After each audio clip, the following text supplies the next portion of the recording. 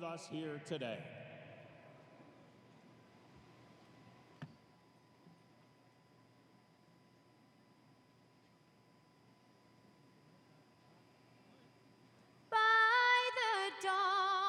Early light, what so proudly we hailed at the twilight's last gleaming, whose broad stripes and bright stars through the perilous fight o'er the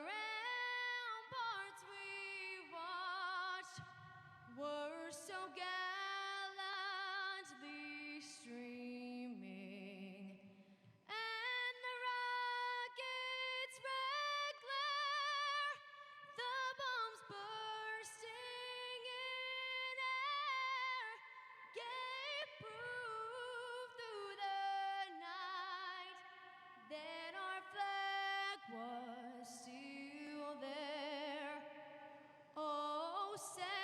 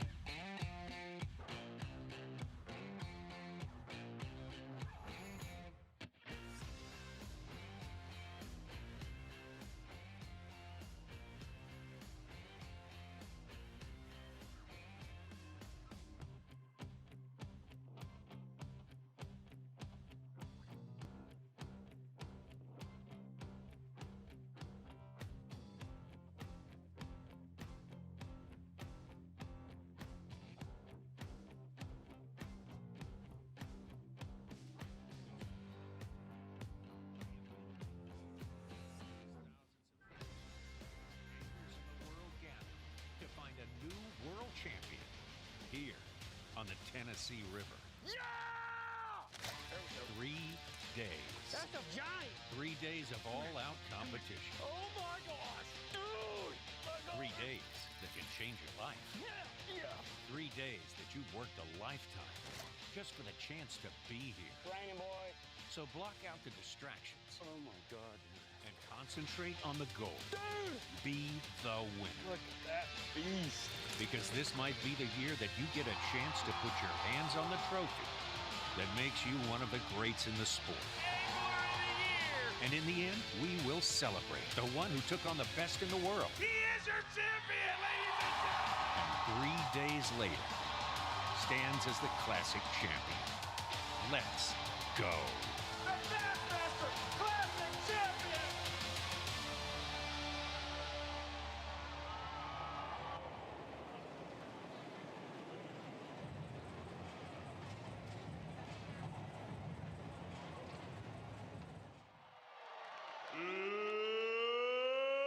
Let's get ready to win!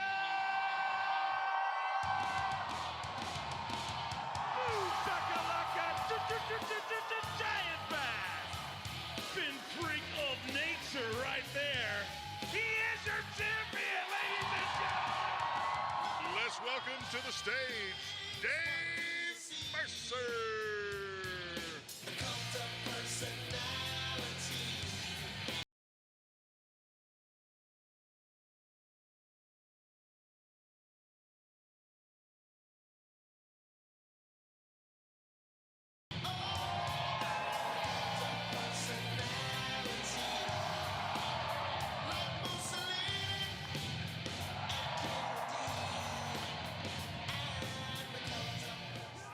Are you guys ready for this? I might be a total weirdo, but my name's Dave. Welcome to a Fishaholics Anonymous meeting. Everybody say hi, Dave. Good to see you all here today. I'm a total weirdo because I'll be honest, I couldn't sleep a wink last night. Literally every hour waking up because this is Christmas morning. If you're a bass fishing fan, this is the day that we wait for. This is the 56th edition of the greatest spectacle in all of sport fishing, the Bass Pro Shops Bassmaster Classic, presented by Under Armour. Are you guys ready to get this party started? Knoxville, Tennessee, you are truly incredible. I mean, this morning at the Melon Takeoff, 5,000 people showed up. Who was there this morning? I'll be honest, I was totally being an angler there. I heard the official number is 4,750, but I stretched it a little bit. You've all done that. I mean, Roland Martin, he's got long arms, right? But I'm predicting that we'll have over 5,000, maybe 6,000. Who's going tomorrow morning? Let's shatter that record tomorrow morning. But this incredible event, I mean, you've heard of the Goodyear blimp? We got the Bass Pro Shops blimp rolling around here, ladies and gentlemen. How cool is that? This event is so special to so many of us. So much history has happened on this stage, but none of that is possible without our great partners. And Bass Pro Shops is our presenting sponsor, our title sponsor for this very event. And Bass Pro Shops was founded by Johnny Morris, who is a former Bassmaster Classic qualifier and quite simply the greatest conservationist of our lifetime. I'm telling you, generations from now, they will look back and talk about a man named Johnny Morris and everything he's given to our sport. But they are our title sponsor of this event. And Bass Pro Shops was designed around tournament fishing. Who in here loves tournament fishing? Bass Pro Shops, that's how the whole company was designed, because Johnny Morris wanted to deliver the baits that you couldn't get anywhere else, literally hooked up a truck, went out on the road and got those baits, and now it's in pretty much every state across the country. Throughout the world, Bass Pro Shops, worldwide known, and we are thankful for them. Who's here for their very first Bassmaster Classic? It's your very first one? Who? Show of hands, put your hands up if this is your first Classic. Well, welcome. Everybody, if you're around them, give them a hug. Welcome to the Bassmaster Classic.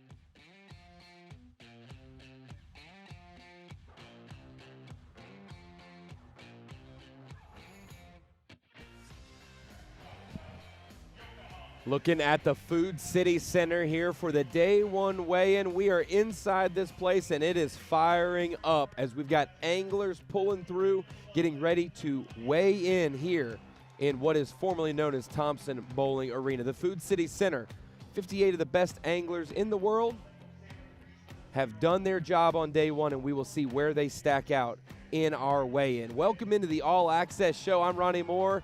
Thank you for joining us on Roku, YouTube, and everywhere else. Like we said, this is the tournament of all tournaments. This is the place you want to be if you're an angler. This is the place you don't want to miss if you're a competitor. And if you're a fan, you've got to be here. And Knoxville, Tennessee is one of the best places to ever hold a Bassmaster Classic. In fact, they are the attendance record holder. I believe they're also third place in the records list. So Knoxville, Tennessee definitely shows out every time we come here. Like we mentioned, this is the All Access Show. This is a different look, a different view of the famous weigh-ins that Dave Mercer does. You can see just over my shoulder both sides. We've got the weigh-in stage at the back of the arena.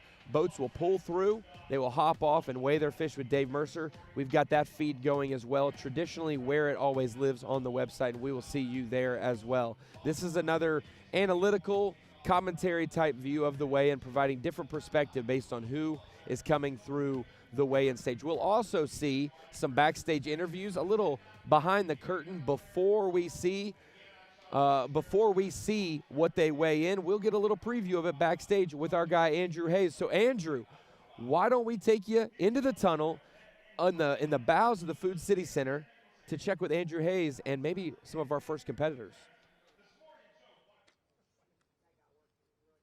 City Center. We are actually going to get the chance to talk to the guys as they come through in the boats before they actually go out to the main stage. So if you could see right behind us, that is where the stage will be. But we're going to get the chance to hop in the boats, ask some questions, and get a little different point of view. That's the point of, obviously, the All Access show here. We're going to do our best to bring you All Access with a lot of the guys as they come through. So stay tuned. We're going to hop in the boats, and we'll get started.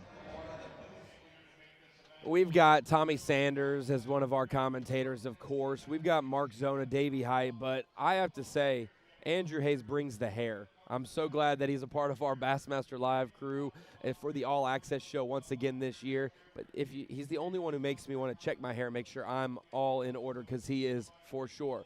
Like we mentioned, 58 anglers. How did they get to this Bassmaster Classic? Well, about 42 of them made it through the Bassmaster Elite Series points race. We've also got a defending Classic champ who gets an automatic berth back to defend their title. That's Easton Fothergill. We'll see him close to the top of our leaderboard later today. Can't wait to see what he weighs in. But we also have other paths to get to the World Championship of Professional Fishing. We've got amateurs in this tournament. We've got grassroots anglers that fish in your local club down the street. Through our Bass Nation events, we've got Nick Trim from Wisconsin, Noah Winslow from Connecticut, Dylan Nutt from Tennessee, all represented on the Bass Nation platform. That is our grassroots national. It goes from state to regional to national platform. We've also got Trip Berlinski representing the college series here. We also have the team champion fish-off angler, which also happens to be Fisher Anaya, who won our Opens EQ points race to punch his ticket to the Elite Series. And then to top it off, we've got the best of the Bassmaster Opens. All the champions from the Opens have punched their ticket to be here as well. So that makes up 58 anglers for our Classic field, and they've all taken battle on the Tennessee River, Knoxville, Tennessee. Fort Loudon and Tellico, they flow down from the Broad River, and I'm losing what the other river is right now. But those two lakes, Tellico and Fort Loudon, combine to form the Tennessee River, which we so famously know. And if you can hear over my shoulder, Dave Mercer has sent the cue. Let's get ready to weigh in. It is time to bring in our first angler to the stage. And why don't we just bring out our reigning and defending Bassmaster Classic champion, Easton Fothergill. He's going to put a charge into this weigh-in right off the bat because we got to watch him all day on Bassmaster Live, and we know he caught them big. Boom shakalaka, giant bass. That didn't take long. What a way to kick the door open on this party. Your reigning and defending Classic champion, the beastin' that is Easton Fothergill.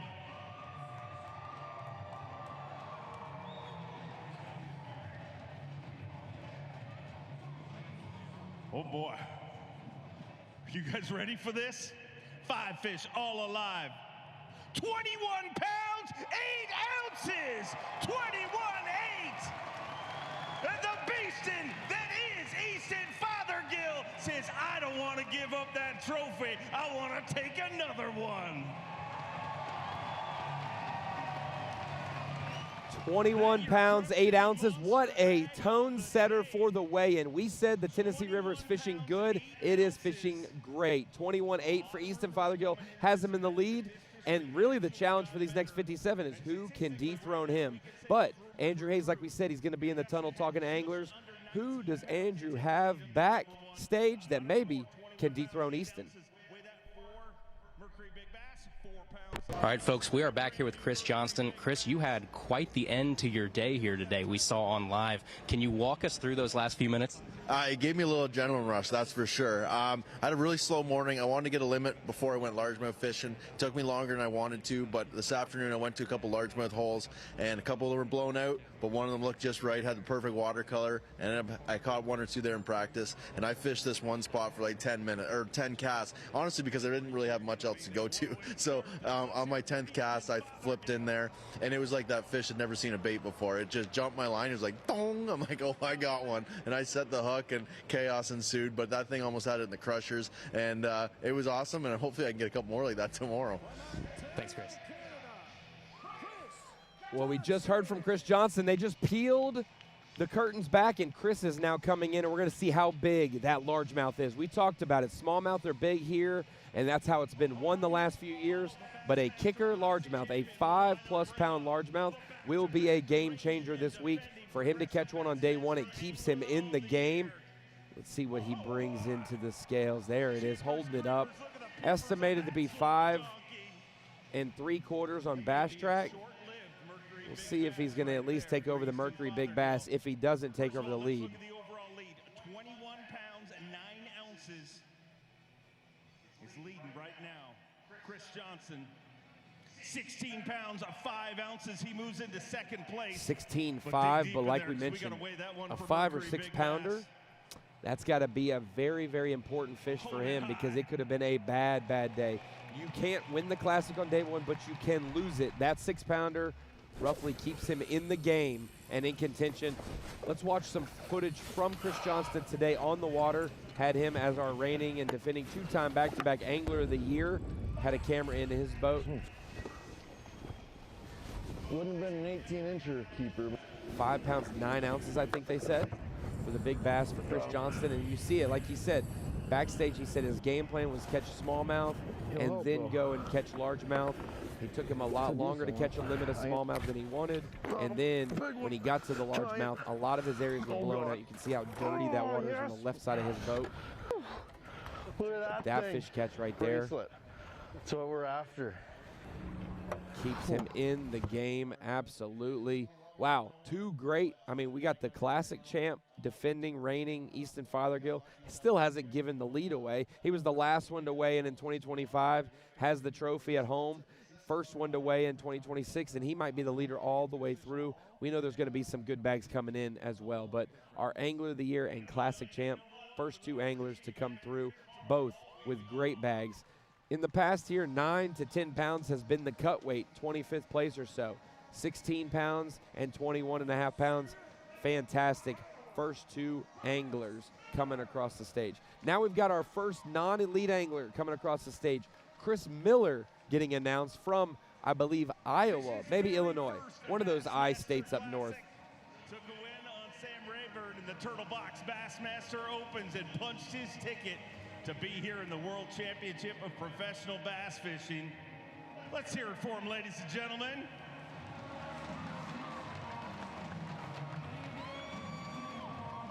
Two fish here on day number 1.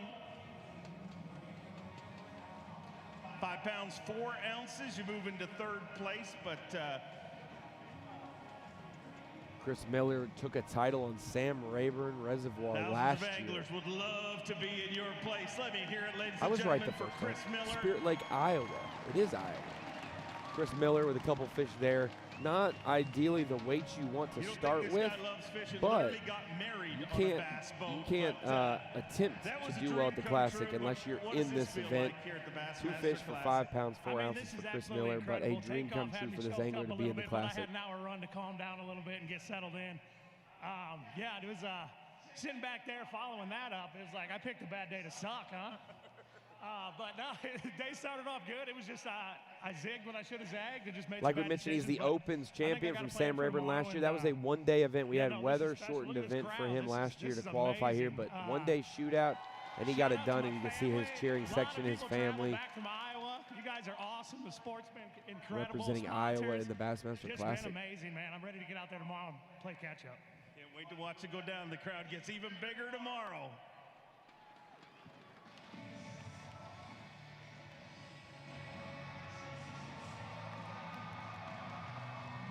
From Marietta, Georgia, Emil Wagner.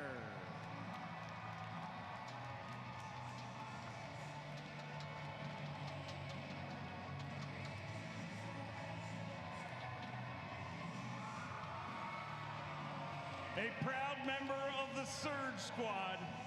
He is the conqueror of the All-American, the conqueror of the inaugural EQ. He is the Great Dane, ladies and gentlemen, fishing his very first Bassmaster Classic. And already won top 10 in the Bassmaster Elite Series at Lake Martin earlier this year. 5 fish here today. 13 pounds, 15 ounces. He moves into 3rd place currently. Let me hear it from the Surge Squad. We've got 18 anglers fishing their first Bassmaster Classic this week. Emil Wagner, Chris Miller, our last angler, weighed 2 fish for 5 pounds and 4 ounces. These are our first 2 anglers coming across fishing their first Bassmaster Classic. So 13, 15 might not sound great at home, especially with what we've seen already weigh in, but getting his feet wet in the Bassmaster Classic, that is Emil Wagner. He won at Lake Champlain in the Opens EQ last year, just came off the top 10 at Lake Martin. It was absolutely amazing. I mean, I've been dreaming now he's about accomplishing this a since I was a dream little come kid. true coming across I've the been classic in the stage. stands so many times, and this is what I've dedicated my whole life to. So, like we mentioned, Emil Wagner is one of the rookies from last season, fishing his first Bassmaster Classic. Fantastic early start to his career. Top 10 finishes. He's got 8 of them. Last year, he was in a tight battle for the Rookie of the Year race with guys like Easton Fothergill, Paul Marks, and the eventual Rookie of the Year, Tucker Smith. All of those guys battled it out in the Opens against each other, and last year for Rookie of the Year. This is not the last Classic we will see Emil Wagner in. He's already off to a good start in the Bassmaster Elite Series this year. Like we mentioned, a top 10 at Lake Martin. 13-15 gets him started. Meanwhile, we've got a 2-time Elite Series champion coming across the stage now, entering the arena. Wes Logan from Alabama. I don't know how much he wants to run into Tennessee's sporting facilities, but hey, either way, as an Alabama fan, he's representing here on the Bassmaster Classic stage. Wes Logan, let's see how he did today. We know he was excited about fishing shallow, dirty water this week, but we know how much it changed with all of the rain that came through the system overnight. Just 1 fish for Wes Logan.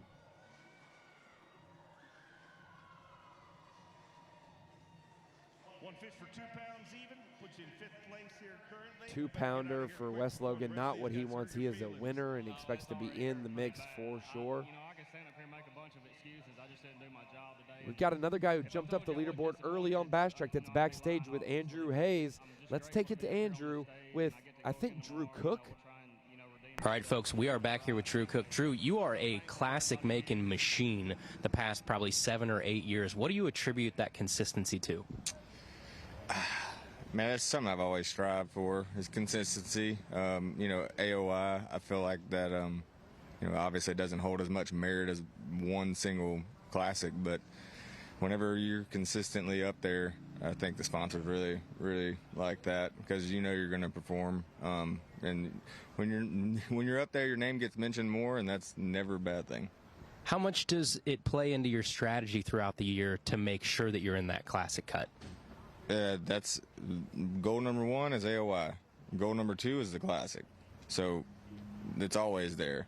And it's kind of a catch-22 whenever you're fishing, because say you're trying to win the tournament on day 1 and 11 o'clock you got 2 bass, like you've got to fish for points. And it kind of sucks sometimes because you don't get to like keep going, and most of the time it wouldn't work out, to win, but like you always want to try everything you can to win, not fish for points. Thanks, Drew. No problem. That was just a few minutes ago for Drew Cook backstage. And now he's putting them on the scales.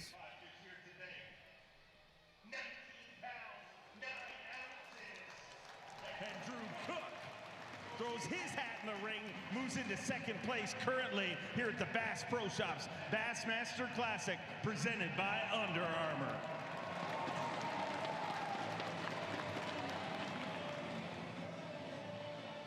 Drew Cook. 19-9. 19-9. It's a pretty stinking good day right there. If it wasn't for that Easton Fothergill sucker weighing in first, you'd probably be celebrating. Yeah, he's kind of becoming a pain around here, but I had a really good day. Caught most of my fish pretty early, and just kind of honestly, I thought that was a really, really, really good bag. So I kind of wanted to pace it, you know, but we might throttle them tomorrow. Setting up good? It ain't bad. I thought that the weather was really going to change. Drew Cook, no doubt, one to watch as well. He started out the morning with a 4.5 pounder, then he caught a 3.5 pounder.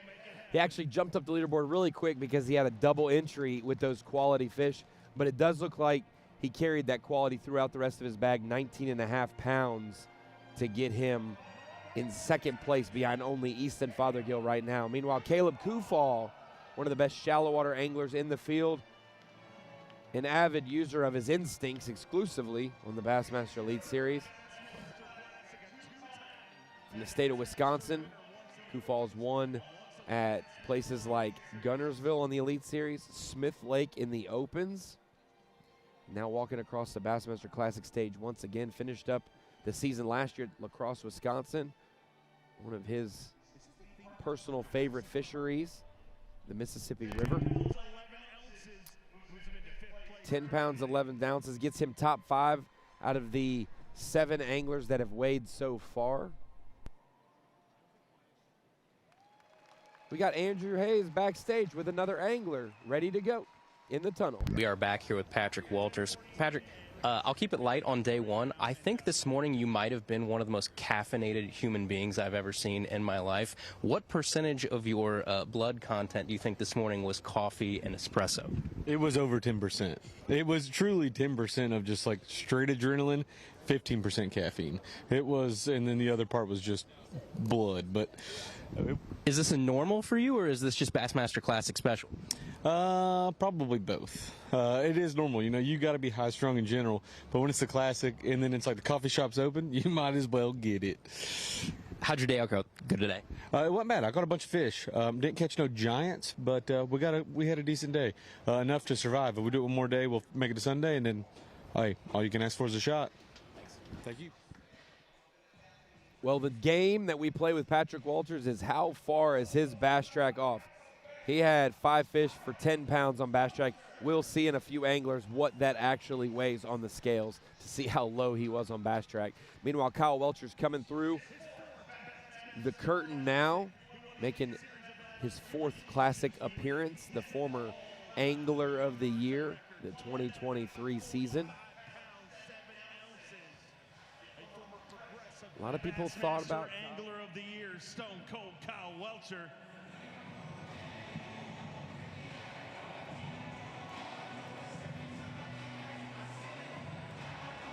Five fish here today, 13 pounds and an ounce, puts him in 5th place currently.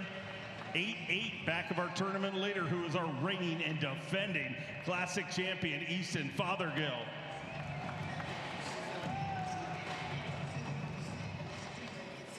$13-1, how you feeling about day number 1? You know, I just never really got off to a rhythm, but man, it's awesome to be here. I mean, look at the stadium right now. This is unbelievable. You know, but I kind of got stuck today between trying to salvage the day and trying to look for new fish because the conditions changed. And tomorrow we're going to throw everything out the window. We're going to look for new ones all day because I would really like to be in contention going to the last day. We got to catch a really big bag to do that. So I know there's some big ones out there. I'm not going anywhere I went today. Can't wait to see how it works out for you. Give this guy a shot and look out.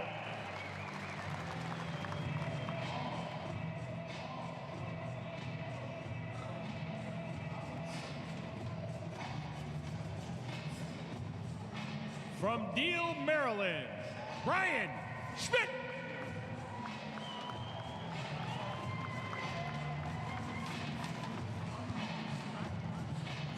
Five-time Classic qualifier, and last time we were here, he was the bridesmaid, 1 spot away from holding that trophy.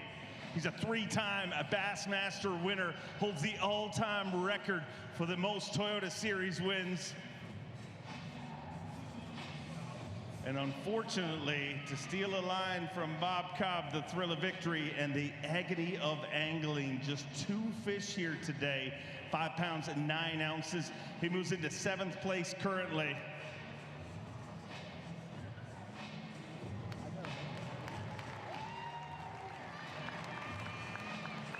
$5.9, and I mean, hey, tough first day the Classic happens, but I know you came in here with so not pressure, but just the dream. I mean, you were so close last time we were here. Yeah, for sure. I love Knoxville. What's up, Knoxville? How y'all doing?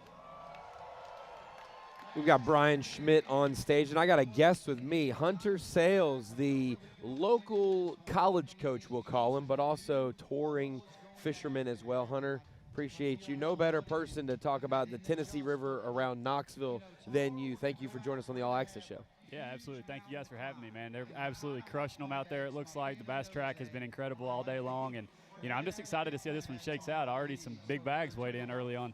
So I know Douglas and Cherokee are right down the street from where the university is, but so is Knoxville. So is Fort Loudon and Tellico. What's been the big difference from 2023 to now, that where it just seems like even if it was a cold weather tournament, even if the water was 10 degrees cooler, we would still see bigger fish than we've seen in the past? It has grown big time. Yeah, I think part of that is obviously the river system's on an upswing. Both Fort Loudon and Watts Bar are certainly fishing better than they were 3 or 4 years ago. But I also think that we'd be crazy to ignore the fact that the technology and the way these young anglers have learned to utilize it. I mean, it's kind of exposed the fish that actually live in these systems. And so I mean they're certainly they're crushing them out there, impressive with their skills. And it's cool to watch the Koike craze and the fuzzy dice and all the different stuff that's going on out there. But I think kind of a combination of the upswing and then the young talent kind of leading to what you're seeing on the stage. Well, we saw Fort Loudon factor today as well as Tellico. How did you feel like the lakes would disperse our leaders through this tournament? Because back when we came in 2021, our common friend Saxton Long said there's no way it's one on all smallmouth. Well, it's only been one on smallmouth ever since that statement was posted. Did you expect both lakes to factor in the top 10? Yeah, I kind of figured that the dominant group of guys would be over on Tellico, just with the clean water, the conditions that we had. The rain on Wednesday, I mean, definitely shook things up. I think had the warming trend continued, I think it would have been a little bit more even. But you look at I kind of did expect for Tellico to show out the way that it has. I mean, that's clean water, big smallmouth, and that's kind of what that area is known for. Well, as we take it to the scales here with Casey Scanlon weighing in, welcome back to the Classic stage here. It's his second Classic, and his first one was back in his home lake, Grand Lake, or one of the lakes that he would call home lake, Grand Lake. Meanwhile, one of those shallow anglers, Brian Schmidt, weighed in 2 fish for 5 pounds 9 ounces. We saw him catch a 3.5 pounder this morning. So that goes to show you the first 10 minutes of fishing, he gets good feedback and thinks, we can do this. And then it got very tough for the shallow anglers. Honestly, Chris Johnston, 16 pounds. It's almost like a fake 16 because that 5.5 pounder really made his bad day look a lot better. Yeah, absolutely. And I think that, for these shallow guys to be able to survive today, with 15 or 16 pounds is going to be huge. Like a Drew Cook with 19.5 scares me because as those fish, start to pull up as this event progresses and the water gets back to being, kind of where it was as far as temperature goes, the guys that are really good up shallow could really blow this one out. So do you think it's less about we've had 30-degree nights the last 2 nights, but it got up to like 70 degrees today, and it's going to go back down to the 40s and be back up to 70. So we're going to have stable, consistent in terms of the temperatures are the same every day. Do you think it's the lows that made the water temp drop as much, or it was the cold rain? The rain was cold, and that's what's really hurt those shallow areas. A combination of the two. I think anytime in the early spring when you see those lows really dip down overnight, it seems to have that shock factor to the fish. And then obviously you couple a shock factor cold weather system with muddy water, and it's not an ideal situation. So I think as that water starts to stabilize a little bit, honestly tomorrow might be soon, but I think as we get into Sunday, I look for those shallow largemouth to really start showing up again. Casey Scanlon weighed in 13 pounds 10 ounces, jumps into the 5th place out of the 10 anglers so far to weigh in. Meanwhile, Justin Atkins from Florence, Alabama, one of the former college anglers from Mississippi State, coming across the scales. Man, Hunter, you could look at any of the 58 anglers and think like 50% of the Classic field is a former college angler now with how the success of the series, and Atkins is older than both of us. but yet he was one of those first pioneers of college fishing, it seems. Yeah, that experience that these guys are getting throughout college when they start touring, it's invaluable. You know, like my first open that I ever fished, I remember I rolled into Florida and I was idling out in between Paul Nick and Bobby Lane, and it was my first time I ever fished in the state of Florida. And now you've got guys that, you know, by the time they graduate college, they've been there 5, 6, 7 times. And so, I mean, certainly a great learning platform for all these English. He is a former Opens champion, has been close on a couple Elite Series events from winning, just notching top 5s there. Obviously fishes our Bassmaster Elite Series. It really was a rough start. He's got 9 top 10s with Bass, but Hunter, he was one that came over and was really, really strong, and we thought it's going to translate to the Elite Series. And it took him 2 or 3 years to really get his footing, and I was worried, like, man, I talked this guy up and he's not producing. Now the last 3 years we've seen the Justin Atkins we expected. Yeah, man, it's just getting comfortable. You know, it's like big changes in your career. We watch it with guys in college, like when partners graduate and shift, like talent level can be there, but if you're not comfortable in the boat or you have nerves that are messing with you, and just, you know, even just getting momentum going in the right direction can be a big deal. I mean, Justin Atkins, obviously an incredible fisherman, and it is good to see him getting that back on track. As a college fishing coach at Carson Newman University, you get to see the next anglers ready to take your paychecks like every day. No doubt. Tell me about the preparation they have compared to just 10 years ago when you were preparing for college events. Like, you were so new to it. You were the one who started the team, and it was really probably your first few tournaments you were thrown into the fire. Yeah. But these guys they're already so mature, ready to go.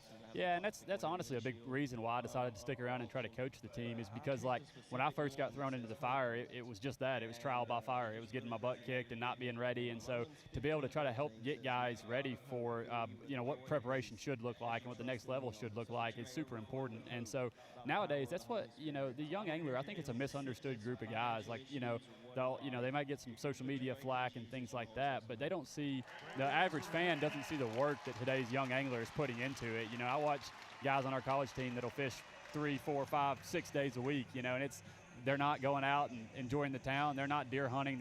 They're fishing almost year round all the time. And so there's no reason no question to why they're having success at the youngest guys are about to win, you know, have a chance to win a classic and break that age record. I mean, there's no reason, no doubt to why. We got 3 in the field who could be the youngest classic winner of all time, beating Stanley Mitchell's 21-year-old. It's not a 21-year-old record. He was 21 when he set the record. We saw Patrick Walters backstage. He said he caught a lot of fish, just missed a big bite. He has 5 fish for 10 pounds on Bass Track. Hunter, we know he sandbags. What is he going to weigh in? Man, Patrick's always 3 or 4 pounds light. I mean, I've seen this so many times. He hurt my feelings last week down at Smith Lake. The guy's a stone cold killer. I'm going to say 13 pounds, 7 ounces. It looks heavier than that.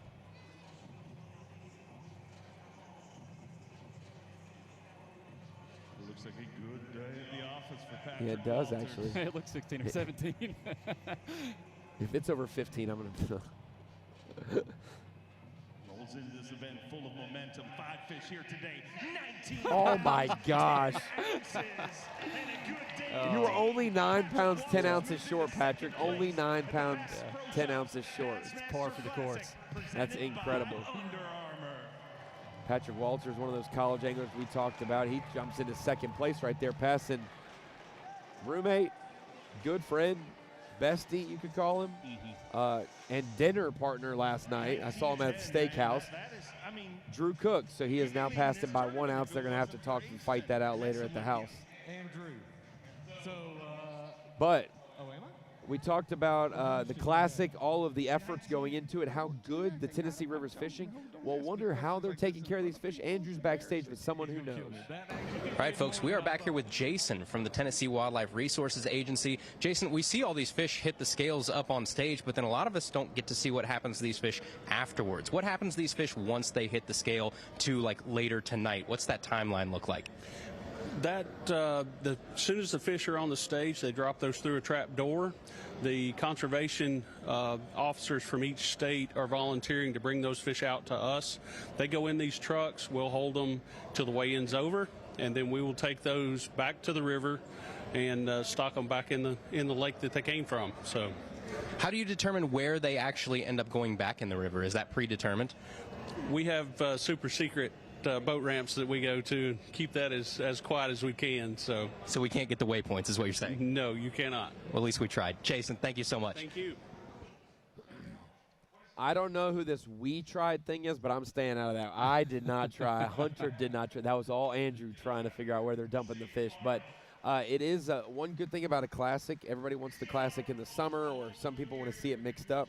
With the classic being in the late February, mid-March time period, that frame, fish are so strong, so healthy. The water temperatures are conducive to them, their survival rates, their transportation rates. It's never going to get in the 90s or 100s. It's all really good water temperatures in those live wells throughout the day. Yeah, and when you see a river system on the upswing like this one is, and you got these big pre-spawn females, taking care of those fish is crucial, and these guys, are top tier when it comes to that. Dave Mercer's doing his thing on the stage. Hold on one second. So Hunter, we're seeing 21 pounds come across the scales right now. This is the way our leaderboard shakes out if you're tuning in. 21.5 pounds, Easton Fothergill. Patrick Walters, 19 pounds, 10 ounces. Drew Cook, 19.9. And then we've got 16.5 and 15.6 for Chris Johnston and Justin Atkins. So 15.6 is fifth place right now out of 12 anglers. Where do we see the 20-pound bags coming from? Do you think we're going to have 2 or 3, 4 or 5? Where do you think 20-pound bags today? I would put the over-under at 4 would be my guess. I think right around 4 or 5 20-pound bags, I think we'll hit the scales. And, doing that all 3 days, though, would be extremely tough. Yeah, a lot of anglers still think around 60 pounds will get it done. So somebody with almost 22, that means they need about 18 to be on pace, then catch 20 the final day. If those think you're upper 50s, you could have a 20, an 18, a 16 day and get there, get close to there, as well as Pat Schlapper weighing in right now. I think that says 14 pounds even. Puts him an ounce ahead of Emil Wagner and into 6th place. 2 largemouth. One big thing that we need to also address is Chris Johnston weighed 16.5 with a 5.5 pounder. Right. Then we saw Justin Atkins come in with 15.6 with no big ones, all the same. Yes, Chris Johnston's beating him, but you almost have to trust Justin Atkins tomorrow to be able to duplicate 5 fish the same weight versus getting one big bite with 4 that go, 9 to 10 pounds. When a group of fishermen is sitting around talking at night, the guy that had 5 that were all the same size is the guy you're scared of. It's the guy that had 1 fish. It's really hard to duplicate that over multiple days. And so you look at, if I had 5 that were all 3-pounders, tomorrow if I get that big bite, I could have 16 or 17. Get to 18, whatever. Yep. Well, we got Andrew in the tunnel. Pat Schlapper's finished weighing in. He's talking to Dave Mercer, and Andrew's in the tunnel with another angler. Ladies and gentlemen, we are here with Trip Berlinski. Trip, you got quite a fan base back here, obviously. This is your first Bassmaster Classic. How wild and how surreal was it this morning? This is just crazy. I mean, I'm just trying to take it all in because it's so much, but I'm just having the best time of my life. This is everything I thought it would be. It's awesome. Enjoy it. Thank you a bunch. Trip Berlinski's all in his North Alabama purple paint scheme. He's got his mustache dyed purple. He is he's actually a Floridian, but these young anglers, like you said, travel so much, well-versed with technology, well-versed with Florida-type fishing, and then he goes and fishes at a school like North Alabama, to now he's getting a sample of so many lakes just in that corner. It's the same probably pitch that you make to anglers about East Tennessee. You could go 10 miles and have a totally different fishery than smallmouth, go 10 miles, have one that's largemouth. As we look at Trip Berlinski's kudos on how he got here. He won the College Series Classic bracket, beat his teammate Bryce DeMauro in the finals. That 2 North Alabama anglers made it to the finals. But yes, these lakes so diverse around colleges. It's not the SEC schools. We could make our own little SEC with the schools that are near some of the Great Lakes that they are. No doubt. Yeah, I kind of use the comparison as a baseball player. Like, if you wanted to be successful in baseball, you had to spend a lot of time in the batting cage.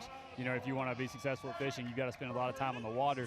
But it's not enough just to go out to the same exact spot and do the same thing every day. You have to truly approach it like it's a sport and work on the things that you're not good at. And so diverse fisheries are certainly, that's the training ground you need as a young angler. Now we get to see the payoff as Trip Berlinski comes through the curtains, and that's starting to be. Oh, he's probably got him for sure. It looks like he's 2-hand in the bag. He was in the top 10 on Bass Track for most of the morning. showing up big this afternoon. 20 pounds. Okay, see, look at that. Patrick Walters has me all screwed up. We were so low on Patrick, now we're going high, but 16 pounds, and I think that says 6 ounces. Yeah, 16.6. 16.6 will put him just ahead of Chris Johnston. It's going to be a game of ounces. We've already seen that now. We've got a 13-15, a 14 even, then we got a 16.5, a 16.6, 19.9, 19.10. Ounces are going to be so key this week on the Tennessee River as he jumps in 16.5. He jumps into 4th place, tied with Chris Johnston. I have never seen somebody weigh in with a purple mustache, and it looks spectacular, I might tell you.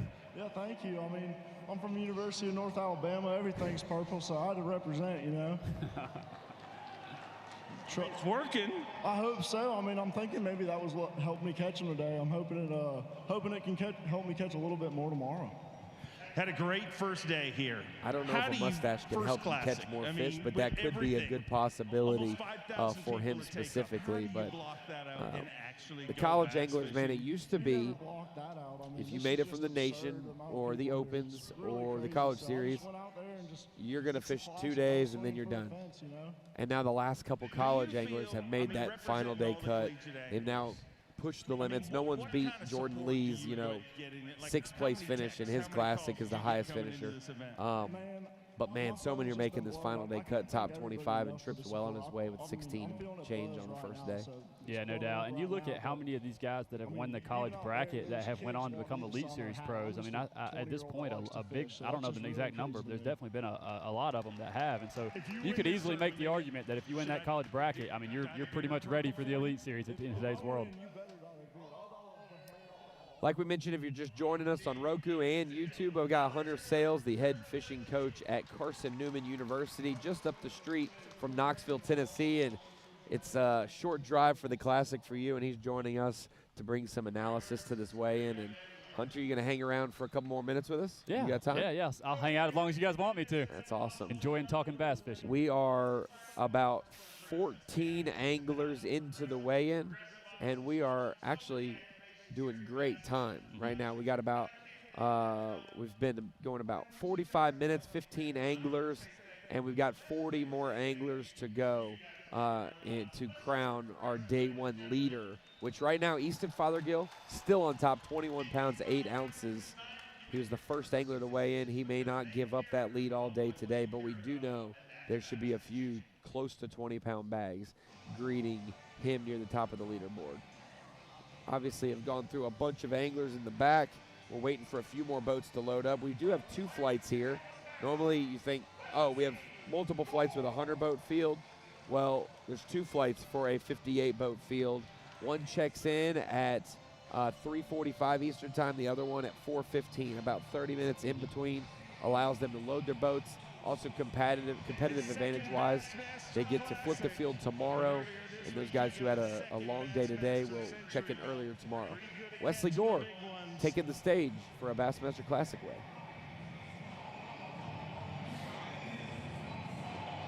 "17 pounds even. He moves into 4th place currently.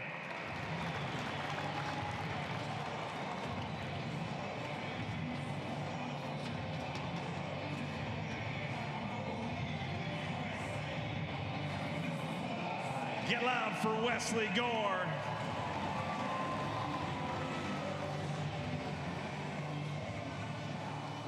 Went out there, Wesley hopped Gore, up on Mountain Dew, and it delivered here. Even, not too shabby for the angler from the Coosa River. And I'd say, you've been to the Coosa River, kind of fishing like that this week. It's got some, parts that are stained that you can do the shallow deal, and then parts that are clear you can do more of the technology deal. Yeah, I would say Wesley is definitely comfortable in that stained water, and I would be willing to bet he's probably up on the bank somewhere. He's good with the scope too, though. I know he has picked that up in recent years, but I would say he definitely feels at home this week on Fort Loudon. I saw Wesley Gore. I went out on the final day of practice with Trey McKinney, and I saw Wesley Gore 6 times, but he was driving all of them. And I was like, brother spent his whole practice day driving. Yeah. You see his fans and friends, his cheering section in the crowd. He's a former high school stud, Pell City, Alabama. Then he went to Montevallo for a year or so. And then he said, you know, I'm gonna do a different route. And you saw him fishing a lot of local, which in Alabama, that's basically the minor leagues, fishing team trails and stuff like that. Also the nation, and then boom, qualifies for the Elite Series. Basically, I think in his first year attempting to. I used to think Zeke Gossett was the hammer in the boat. Now I'm starting to realize it was actually Wesley Gore when they were in high school. You know, Zeke was a high school All-American. I was like, maybe he was just a really good net guy. I don't know. We'll just figure that out. Man, Zeke's a good buddy of mine. I can't join in here. Both those guys are pretty good fishermen, no doubt. Zeke's still competing at the high level locally, but Wesley's obviously succeeding at the highest level here, and it's been cool to see. We've got the fighter man, Seth Fighter, weighing in now. We had a camera in his boat today, but he was one of those guys who said, I'm committed to the shallow game, and it literally took him about an hour to catch his first fish. And then for the most part for those shallow guys, it seemed to be a little slow compared to what they thought. But a lot of us thought maybe that rain shocked them, the cold temperatures shocked them, and tomorrow and Sunday would be better. So if you could survive today shallow, you could contend. It does not look like Seth Fighter survived today, weight-wise. Just that one fish from earlier this morning. Yeah, that's fishing a championship event. I mean, a lot of these guys are okay with rolling the dice and pushing the chips to the center of the table. And so, I mean, I think if anybody knows when to gamble and when not to, I mean, Seth Fighter is one of the best to ever do it. Not the start you want to have in one of these deals, but no, there's no points on the line. I just got in an area where I thought the biggest fish I found lived, and I don't know where they went. So didn't bring any fish, so I brought some goodies for the fans. Well, they appreciate that. Yeah, I had to do something. Couldn't come empty-handed. Going to be a little warmer throughout the weekend. Is that going to help your bite? I mean, probably, but I'm going to have to do something totally different tomorrow. I'm not sure what or where, but we'll give her hell and see if we can track down 20-some pounds. It's out there, so I don't know if it's enough to come back, but either way, we're at the Bassmaster Classic. It's an amazing experience, and happy to be here. Got my wife and a bunch of buddies from home. I don't know where they're sitting, but yeah, it's a good time. I saw pictures from Media Day. And Seth Fighter in his cheering section. Hey, it is one of those deals, Hunter. It is swing for the fences in the Bassmaster Classic. It's a non-points event. You got to win it or you're going to be forgotten either way. And we take a look at Seth Fighter. He is a swinger. He is a winner. All of his B.A.S.S wins 3-day events. So this one's one day seems like it should line up for Seth Fighter.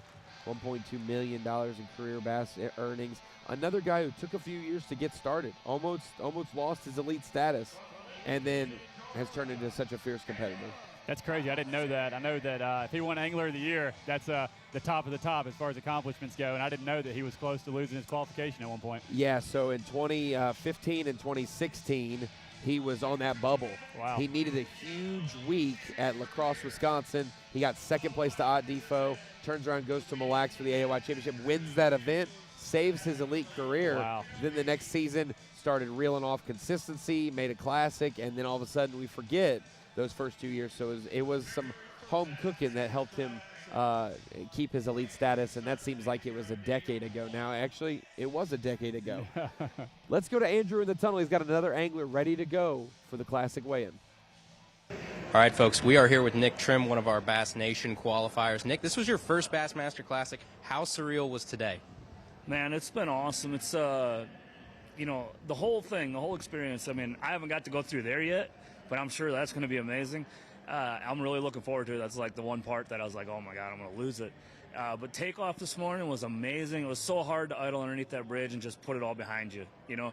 But I had to really try and focus, and I made it the long run today, and it didn't quite work out, but I was able to make up some stuff and salvage 5. But it ain't even for me. It ain't even about the fishing. It's just about the experience and the, you know, taking it all in. And man, it's a check mark on you know, no matter what happens with the fishing. And I do think I'm still, you know, going to be in contention to make that 25 cut. So I'm happy with that, you know, because there's going to be 23 guys that don't, or no, 33 guys that don't make it. So math wasn't my strong suit. So no, I'm really excited. B.A.S.S has rolled out the red carpet, man. It's been phenomenal for every part of it. There hasn't been one thing where I'm like, they could have done that better. It's been amazing. It has exceeded all my expectations, and I'm super excited to get back out there tomorrow and do some fishing, you know. Good luck on day 2. Appreciate it, man. Nick Trim, our nation champion. He's back there waiting to come through, and then Tom Abraham's calling him through right now. He's gone through the tough path of the nation, qualifying for the championship and then beating the best of the grassroots anglers to make it here. He did that on his home fishery in La Crosse, Wisconsin. Started off strong at Guntersville for his Elite Series career. Leading Rookie of the Year. It's weird because our rookies are like 17 years old now, and he's like mid-40s, a veteran of fishing, but a rookie on the Elite Series. Limit for Nick Trim, 11-11 is his weight on day 1 so far.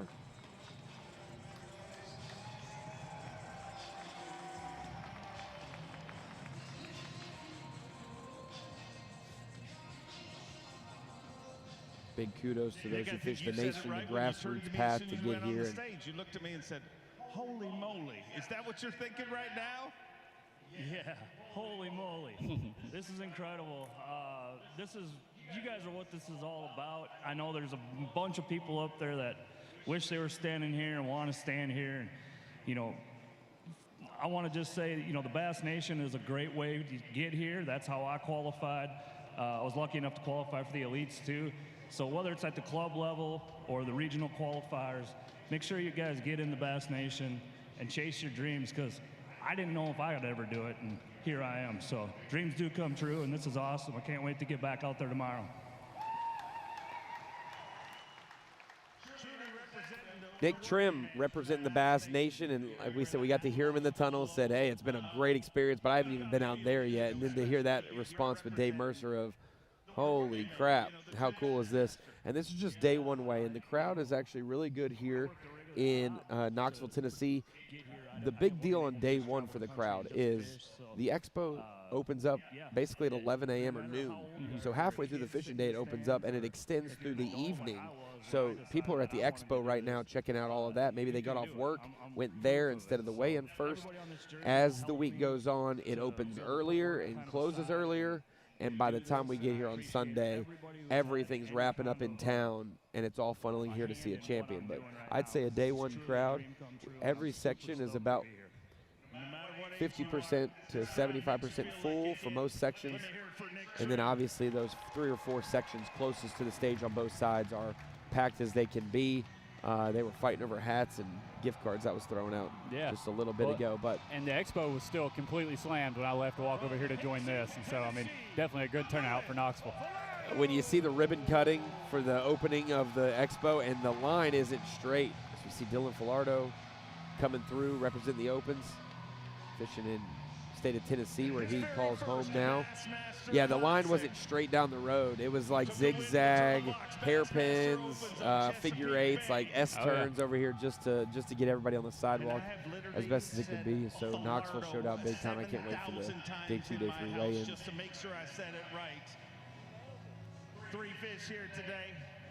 Let me hear it, ladies and gentlemen. 6 pounds of 13 ounces. Dylan Filardo definitely brings the hype and excitement. He's got such a unique story. He's a fishing guide down on Chickamauga, I believe, right? Chickamauga and Nickajack. Deals with the tackle shop down there as well. Fished at the University of Tennessee, Chattanooga. And instead of pursuing professional fishing right out of college, he said he had $200, and the military was calling him, and so he went and served our country and did that path before returning to be able to accomplish a dream. Let's listen to him talk about takeoff. So much for that.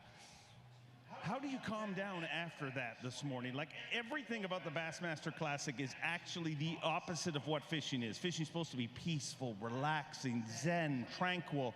None of that applies at the Bassmaster Classic. No, it definitely doesn't. today I got to my spot and I knew I just had to do my job. And after I jumped off about the 6th or 7th fish, I just plummeted, and it took me till about noon to just get positive again. I was like, I need to get some fish to walk across the stage. So I just kind of forgot about everything, fished new water. And I do want to say thank you to all my sponsors, Skeeter, Yamaha, Talk and Tackle, everyone that supports me. Thank you guys so much. Anderson Marine up in Nashville. Dylan Filardo, such a fun guy. I saw him at the Night of Champions, shook his hand, and he said, holy cow, it's Ronnie Moore. I said, we saw each other last time 15 years ago. Now here we are at the Classic. Andrew's got another angler back in the tunnel. Let's hear from him, a little behind the scenes before they weigh in. All right, everybody, we are back here with Alex Redwine. Alex, I heard a rumor that in pre-practice you caught a double digit here. That rumor would be true. My personal best ever fish, my first ever double-digit bass, came on New Year's Eve on Tellico Lake. So the big question is then, did you go back to that spot today? Not today, but I checked it a couple times in practice. It was just a dock. I think it was just a fluke fish, so who knows. But at least in practice, it wasn't on the dock. Maybe I'll have to give it an honest try tomorrow. I don't know. It looked like you had a pretty good day today. What was working out there today? Oh, mostly just a jerkbait. Today we got faced with a lot of wind, so I had to make some adjustments. It just wasn't super convenient with all the wind that we had. But yeah, caught him mostly on a jerkbait, kind of the same program that I planned on doing. So I'm looking forward to tomorrow. Awesome. Thanks, Alex. Alex Redwine won our Bassmaster fan cam vote. And so catch a 10-pounder in pre-practice, win the fan cam vote. A lot of hype coming into his classic. I believe it's his second classic, Alex Redwine experiencing. And we're getting to watch Dakota Eber weigh in today, 17-3. If you don't know, watch it Bassmaster Live this morning. Oh, yeah. Dakota Eber, earlier boat number, went to his starting spot, and it happened to be where Trey McKinney also wanted to start. So when you have two guys who are great at that style of fishing, trying to start there, you know it's a good spot. Trey got off to a good start, and so did he, but they had to break up. They were not fishing the same spot together. It'll kind of be interesting to watch that spot develop as the tournament goes on. Absolutely, see how they share that spot, especially with Trey now being one of the top 10 boats to leave the dock tomorrow. If he'll be the first one down there because he passed 30 boats today. Right. He'll be the first one down there, and where he decides to choose Got it. We talked about Alex Redwine. He's about to weigh in next. Oh, yes. This First is some action from classic. this morning. Caught the first bass on Bassmaster Live today, a 3.5 pounder, almost a 4 pounder. He said. And then after that, he really merged the jerk bait, electronics, but kept it on Fort Loudon. Didn't necessarily have to go to the Clearwater to get it done. So balancing that current flow, you can see where he's at here on the main drag of Fort Loudon.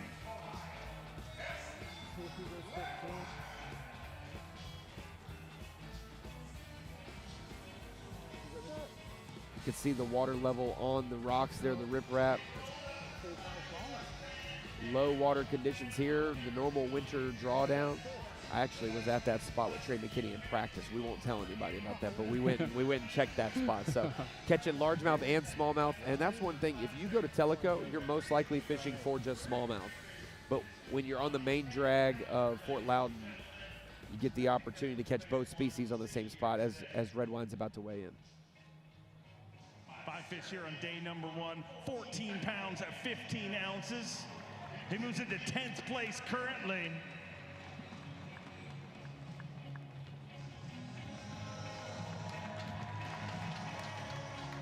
Jumped into our top 10 there. You can see that largemouth from this morning, that smallmouth from this afternoon.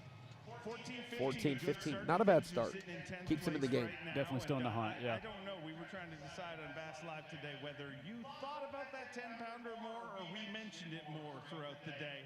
How many times did that fish go through your mind? I thought about it a lot. When I caught that, it was New Year's Eve, and it was on Tellico off a dock. And today I ran by that dock about 3 or 4 times, and every time I'd go by, the steering wheel wanted to pull. I'm like, man, I should just go into that dock and see if it's there. But awesome day today. That fan cam thing is awesome. I want to camera my boat every single tournament. But I just want to say hi to everyone up there. Had some buddies come down from Ohio. Super cool experience. I'm really Ohio everywhere. But awesome day today. The wind kind of made it a little bit difficult, but we made it work. But I'm looking forward to tomorrow, and if we don't get a camera tomorrow, maybe by the end of the week we can get a camera. Work your way back into it. Great to have you here back in the Bassmaster Classic. In almost 15 pounds as Bob Downey is coming up next. Hunter, not only do you contribute to the industry so much fishing-wise, but you're also a fishing coach pouring into the next generation. Appreciate all you do, and hey, you get to sleep in your own bed tonight, I'm pretty sure. Yeah, absolutely. I appreciate Bassmaster having me up. This is a first-class show, unlike anything else in the industry, man, and I'm excited to be able to mentor those next generations of guys. I appreciate you having me up, Ronnie. Well, don't teach them too good, because we're going to have the classic anglers are going to get younger and younger as we go through this. Hunter, appreciate you, and we're going to watch Bob Downey as we let Hunter go and enjoy some popcorn in the weigh-in. Let's go, Eagles. 17th place currently. Yes, sir.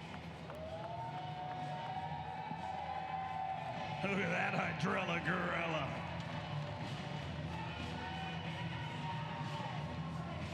Gonna weigh that for Mercury Big Bass. Needs to be better than 5 pounds, 9 ounces to take over Mercury Big Bass. 414, not gonna do that, but a welcome addition to the bag. Tough break, being too short of a limit. Did you ever have an opportunity at them? No, I honestly really didn't. But yeah, it is a bummer not to have a limit when you get a big one like that out here. You know, I have 2 more that are 2 pounds each, and we'd be sitting all right after the day. But overall, it's awesome to be here, right? I mean, can't complain. This Bassmaster Classic, look at this crowd. My family from all over the country, and even some from Canada. And so awesome to have them here. I appreciate all you guys. And yeah, looking forward to getting back out there tomorrow. It's a tougher day.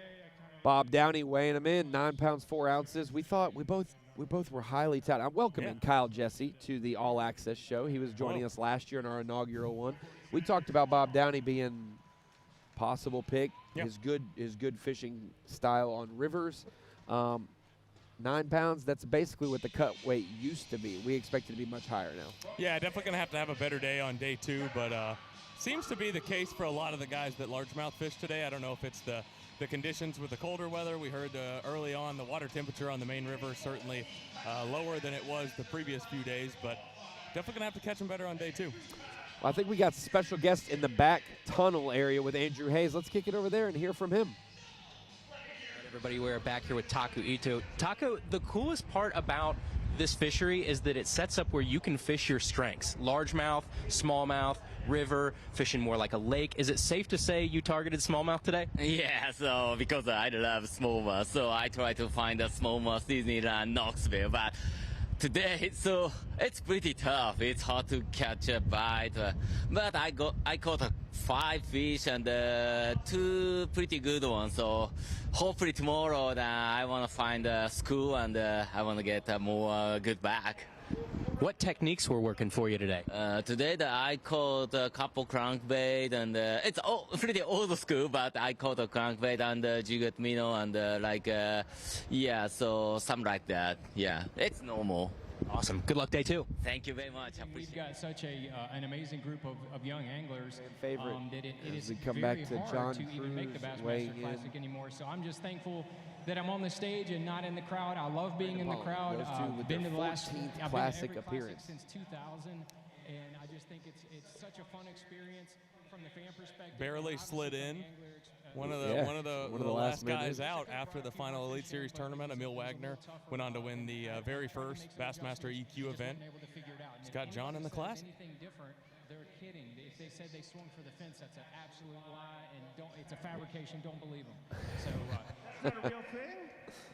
It's a good excuse because it makes you sound like a hero, right? I mean, it's fun, but sometimes you do try things and they don't work out, and that's usually what happens because we had all these conditions changing, and I'm just happy that I'm here. Happy my family's here, and I didn't even know if I was going to be able to get any words out, and but definitely I love you guys, and we'll celebrate and see you tonight. Thank you.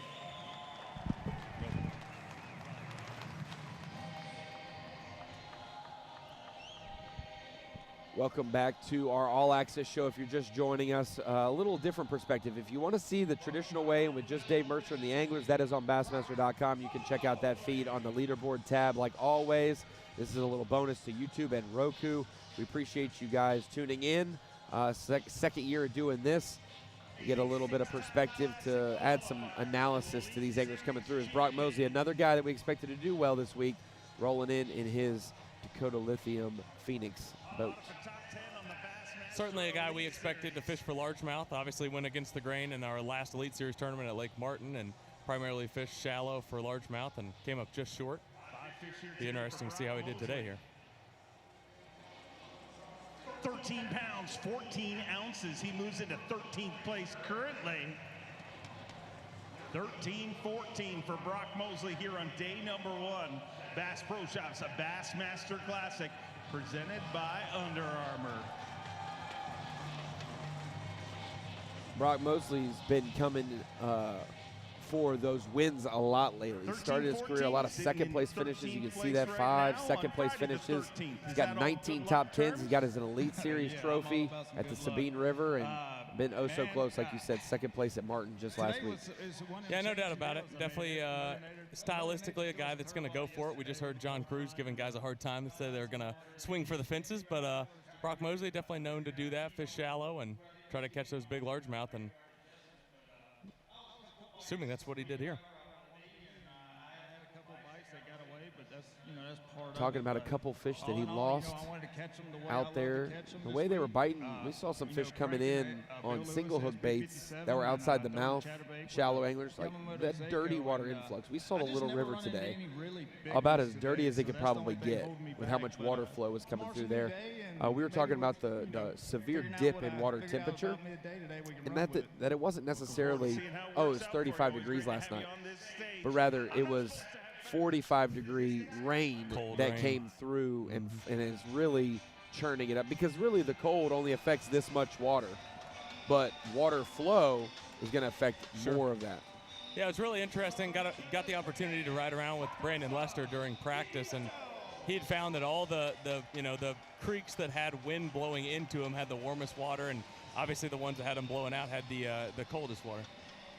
And obviously that dip in water temperature had a bigger effect than maybe people thought. Taku Ito weighing in right now. We got to hear him backstage. It's always a fan favorite. He's sporting one of those St. Jude artwork windshields we mentioned in the pre-weigh-in festivities. Got a limit in the boat.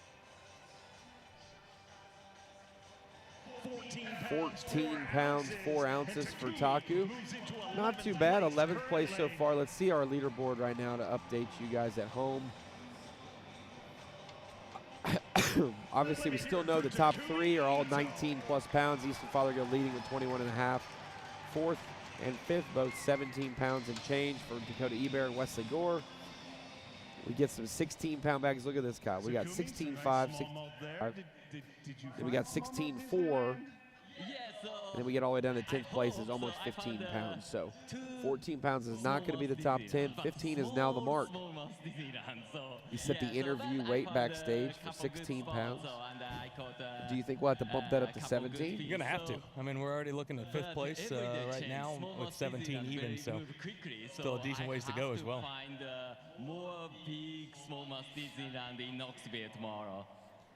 Taku's looking for more smallmouth Disneyland in Knoxville tomorrow.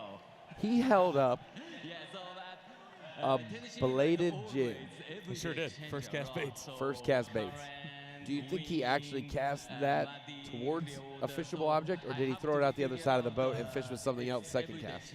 My best guess is that was a sneaky decoy. I don't believe so. We did get to cover him out on the water today. Andy Crawford, I believe, got to cover him, and he was not throwing a vibrating jig. It is great to see Taku at the Classic because we get to see his family. His kids, his wife get to come from Japan, spend a week or so at least here before we resume the Elite Series. It's always great seeing that because those anglers who come from Japan sacrifice so much. Taku, and then Kiyoya is now weighing in as well. We also have Yui Aoki, weighing in this week for Japan. Then we got 3 Canadians. We care less about their journey because they come here so frequently. But coming all the way from Japan, such a big endeavor for anglers like that. We'll keep an eye on this, the Prince of Japanese Angling. We'll see what Kiyoya has today.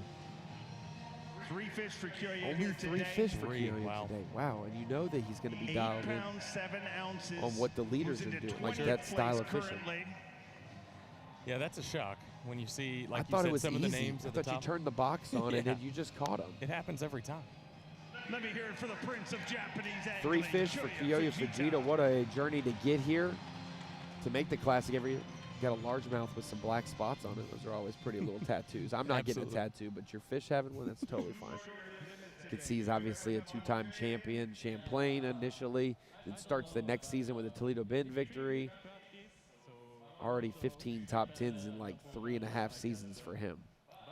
Very, very good. We obviously know how good he is with forward-facing sonar. Like you said, certainly surprising to see him struggle as much as he did here today, especially with, you know, what we saw on Bassmaster Live today. Kiyoya's family's also here. That's awesome to see them come and make the trip. Presents. They give me presents. How come you never give me A little presents? bit of Dave Mercer banter as well, if you're watching at home. Can I find out what lures you're throwing? Yes, please. Yeah, very bad English when I ask you what lures you're throwing. Thank you so much. Dave Mercer said, you have bad English when I ask you what lures you're throwing. He said, thank you, thank you. So Kiyoya Fujita keeping his bait secret, but obviously a little bit of a shocker, especially we saw who's on the leaderboard, how they're doing, that Kiyoya only catches 3 fish today. With the size limit being 15 for largemouth, smallmouth, he weighed in a largemouth as well. I just would have expected all smallmouth from him. Yeah, no, you're right. I mean, you look at what Trey McKinney did early on, and then Fisher and Nyer later in the day, Easton Fothergill later in the day. Certainly would have expected Kiyoya to have a much better day than he did. Bassmaster winner. One Corey of the Johnson opens coming and on 2 stage. of the Bassmaster Elite Listen to Series. him weigh in.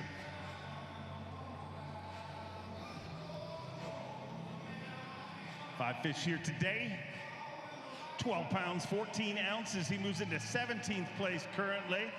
Let him dig deep in that Crush City Monster bag and hold a few high for you. Let me hear it for Ranger Mercury Pro, Corey Johnston. 12-14, and I know the standard that you set for yourself, you were swinging for a little more than that, but that's going to keep you in contention. Yeah, you know what? There's giants in this place, and I think Chris got one of those today. But you know, I gambled today. I took a risk and had a few missed opportunities. But we're at the Bassmaster Classic, and we're having a blast. Got to say hi to all my family, friends, all my sponsors, and we'll go out tomorrow so we can get a big bag. They were a rowdy group at takeoff. No doubt. Well, they just flip roles, Kyle. Chris Johnson's so consistent, leading, winning Angler of the Years. Corey having a chance to win a couple Bassmaster Classics lately. And now Chris is the one who's going to struggle in the Elite Series so far and have a chance in the Classic. And Corey's going to struggle in the Classic. It doesn't make sense. And he's leading AOI. Totally different than what we've seen. But, you know, when you catch a 5+ pounder like Chris Johnson did late in the day, that certainly goes a long ways here. Bassmaster Classic. We've got an international flavor, Kyle. We've got Taku weighed in, Kiyoya weighed in. We just had Corey Johnston weigh in, and now we got Yui Aoki. We have 4 of our 6 international anglers all back-to-back weighing in. Good day for Yui Aoki. I saw them once or twice in practice when I was with Trey McKinney as well. 5 fish here today. 18 pounds, 11 ounces, and he moves into 4th place currently. Let me hear it for Yui Aoki.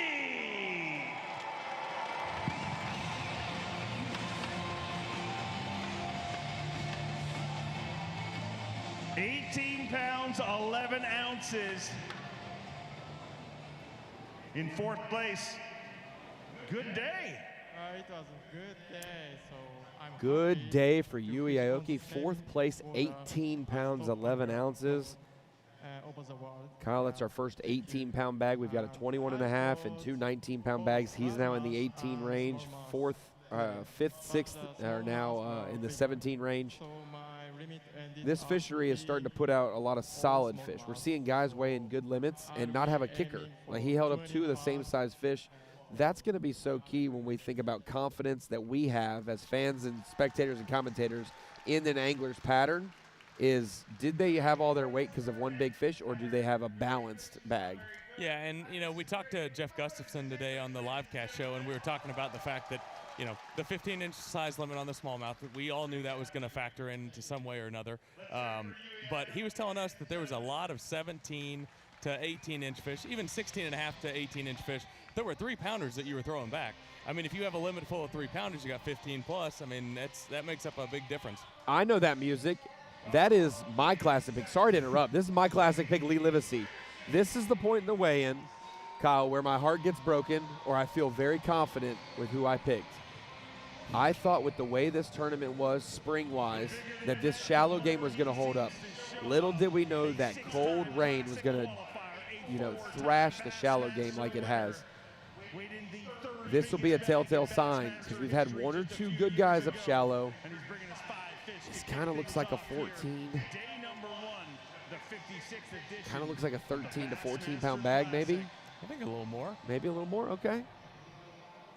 15 pounds at 9 I'll take ounces. 15.9. Okay, my pick's still in the game. My pick's still in the game. Moves into 10th place currently. Sitting in the top 10, so that sets the mark. 15.5 pounds gets you in the top 10 currently. With Classic. Let me hear it for Lee Livesey. We're at the halfway point of the weigh-in, Kyle. Exactly. 29th angler to weigh in, and 15.5 pounds gets you 10th place right now. 15 pounds at 9 ounces, sitting in 10th place right now, and Smallmouth, Fritz. spot to be after day Was that number one. one Lee, big how you largemouth? feeling? One Might big have been- largemouth, and he had a might smallmouth, I think. Yeah. I love the classic. It's Maybe it so was a meat mouth, special. but it looked like so there was blessed a to brown be here flavor there. I since looked up at the 6'1". last second. I want it bad. You know, today was really tough, actually. You know, I had a really good practice. I'm not going to lie. I thought I was going to smash him. And He said he thought he was going to smash him. Well, I know Andrew's going to smash another interview. I don't know who it's with, but he's in the tunnel waiting for who's next. We are back here with Chase Clark. Chase, you made it through the opens. I have to imagine this is a dream come true. What's going through your mind as we walk in here and about to go into your very first Bassmaster Classic weigh-in? Yeah, it's pretty incredible. Whoa. Pretty incredible. I think I've been qualified longer than anybody else for this event. I think I've waited a year and a couple months to get here. It's the biggest stage in the world. Every bass fisherman dreams of this. About to drive out in the arena. I can't wait to see what's out there. Awesome. Good luck day 2. Thank you.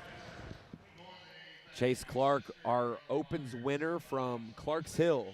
So Chase Clark won on Clark's Hill in late January of 2025. So yes, he qualified for this classic, I think, before we announced it, and has been waiting for a long time. Weather shortened open, I believe. Yeah, 2 it was days. snow. Yeah. Chase, former angler from Auburn University, a Virginia Beach kid, so he's a mid-Atlantic kid that came down to the SEC territory. And now he gets to walk across the Bassmaster Classic stage. Knoxville, Tennessee. You know, one of his college teammates, Sam Hangy from Auburn, grew up on this fishery. And oh, how he'd want to switch roles with his former teammate. Can I just get in this class? That's what Sam's thinking. No doubt about it.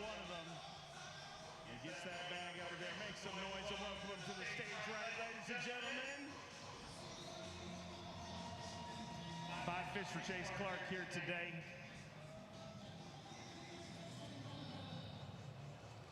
10 pounds, 4 ounces puts him in 22nd 10 pounds, 4 place ounces. Hey, Kyle, currently. we've never fished a classic, right? Never. But we've worked a ton of classics, and we know what these anglers have to go through to make a classic, seeing them all year, talking to them, living that life with them, basically. Man, for these anglers who are not Elite Series pros that make the classic, you want to make the most of it and win it. But boy, the opportunity to walk across the stage, the curtains opening up. A lot of people dream about holding the trophy. Once they fish the classic, they realize it's the curtain opening and pulling into the arena. That's their favorite thing.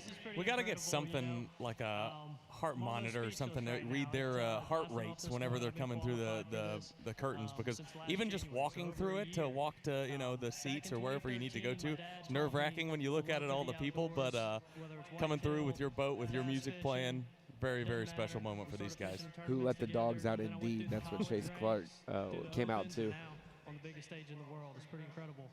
If you're just joining us, this is day one weigh-in for the 2026 Bass Pro Shops Bassmaster Classic, presented by Under Armour here in Knoxville, Tennessee. The fisheries are Fort Loudon and Tellico Lakes. Those two come from the east, the Little Tennessee River, flowing from the French Broad River, and those come from Douglas and Cherokee, form Fort Loudon. Those two lakes now form the Tennessee River, and we know what this place has put out. We got an angler who grew up on the Tennessee River at Guntersville, actually, backstage with Andrew Hayes. All right, we are back here with Laker Howell. Laker, this has to be special. This is your very first Bassmaster Classic, but the Bassmaster Classic is family business for you all in the Howell household. So how special has this experience been for you and your whole family? Oh, my goodness, just being here, man, this is just incredible. I mean, I swung for the fences today, tried to make everybody proud. I got one, so I did not zero. Didn't zero, but you're here to win. You're not here to cash any points. So, just being here, man, is just incredible. The stage is going to be, I'm fired up to go out in the arena. Thanks, Laker. Yes, sir. Thank you. Noah Winslow, one of our nation anglers, former high school All-American. 5 fish here today. Connecticut. I don't know if he was, but For he Noah was Winslow, so good in high looks school. like a He was decent one of start my to things in his All-Americans very for first sure. day of competition here at the Bassmaster Fished the Classic. same high school championship that Cooper Gallant was in. 15 Kentucky pounds, Lake. 5 ounces. He moves into Which 12th year? place currently. We did it like 9 years in a row. That's why I said it. Good start to You could things, say sitting in Kentucky Lake, 12th and we would have been place. right. We were there for like 9 years in a row. But 2015 high school championship, Noah Winslow. I said to him, "Hey man, congrats on making the classic. You ready?" And he said, Noah, your very "Oh yeah." first classic, I said, we "You talked on him?" after He you said, qualified, "Oh and, yeah." man, you 15 said how plus long pounds you has dreamed him to be sitting in a here, good and, spot after day one. Does this compare to the dreams? 100% compares to the dreams. I've wanted to do this since I was 9 years old. That's when I started. It's been absolutely amazing. My family's been so supportive. And speaking about my family, happy birthday to my mom today. Thanks for all my friends coming out, traveling down here. It was absolutely amazing. Thanks to all my sponsors. It's been incredible. What's your mom's name? Chris. I mean, I know she's mom to you, but everybody in the count of 3, I want you to say happy birthday to Chris. 1, 2, 3. Oh, how about that? Happy birthday, Mama Winslow. Unlikely surprise birthday party. We're actually Not too bad of a gift. Dylan Nutt had his 1 year anniversary on Night of Champions night. So, I mean, just perfect. We're checking all the boxes. Say, Mom, I got you a gift. It's come to the Bassmaster Classic and cheer me on. 1 year anniversary of dating? Of dating. That's big. Yeah, they started dating in 7th grade. Now they're in 8th grade. That's huge. What you thinking? 1 year anniversary of what? Well, I was like, he's not married. 1 year anniversary. I didn't know we were keeping track of that for dating. Hey, he told me at the Night of Champions, so I just, I'm just regurgitating the info to you. We need to circle back on something. We were talking about Lee Livesey because he was your pick. Oh yeah. I had to cut you off. I was in my ear. No, it's all good. It's all good. I just wanted to ask you who's leading the tournament and who was my pick. I was just curious of You that. picked the reigning classic champ. You and Tommy Sanders, the lowest hanging fruit of them all. No one's Give going to me be a like, break. boo, what a terrible pick. You went on 0 limbs. I mean, you're just still standing on the trunk of the tree. That's where you're at. Laker Howell, you got to watch the live stream on YouTube today. He was one of our live cameras for the alternate stream. Just 1 fish here today. Wood bass for 3 Laker pounds, Howell. 3 ounces. I totally He said he moved was going to be an 30th Opens place. angler's dark horse. I said, here's a dark horse from the Elite Series. Here's a dark horse from everybody else. So everybody just forget that I said that. But we love Laker. He lifts 400 pounds in the gym just for that moment, for that 3-3 smallmouth right there, for sure. Had his dad, Randy Howell, on the live cast show today. Yes. He was a nervous wreck. Very, very nervous. Couldn't stop checking Bass Tracks, checking his live feed, but You two watched every minute of a it. great joy River nonetheless. Storm. They didn't get to fish in the same classic, but now they get to join the list of father-sons that have fished in classics. The Hibden family, we know all about them. A couple others as well. And then we've got brothers who have fished in classic, the Murray brothers, the Lane brothers. I had one bass. I held that sucker high because I ran a long freaking way for that fish today.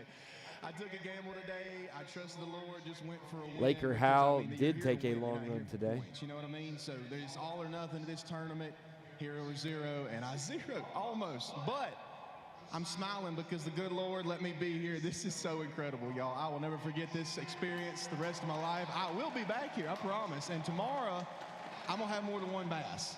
It might be two, but I'm going to have more than one, I promise. I have faith, and I have faith that you'll be back here many times in the future. Keep your eye on Laker Howell, ladies and gentlemen. He's just getting started. Laker Howell will be back. He won 2 opens last year. One at Wheeler, and then he won at Leech Lake. Both throw in top water, so any opens that have top water in them, watch out. Count them in. Frog or a walk in top water, didn't matter. We are over halfway through the weigh-in now, Kyle. Let me get a reset on the weights as KJ Queen comes through. I saw KJ Queen a ton in practice as well, and he was driving the whole time too. Just driving around. Right now, sitting in the top spot is 21 pounds, 8 ounces, Easton Fothergill. Second and third are 19-10, 19-9. That's Patrick Walters, Drew Cook. 5 fish here today. To be in the top 5, you have to have 17-3. That's Dakota Ebear. 10th is Lee Livesey with 15-9. 11 pounds. And then right now the 25 cut with 32 anglers weighed in is 8 pounds 7 ounces. We're going to see what's crazy, Kyle, is 9 pounds was the cut weight on day 1 of a classic with the full field being weighed in.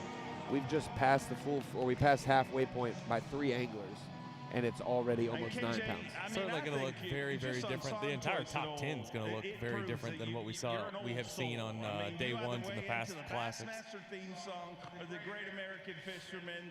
I mean, you don't even seem old enough to know what those songs mean.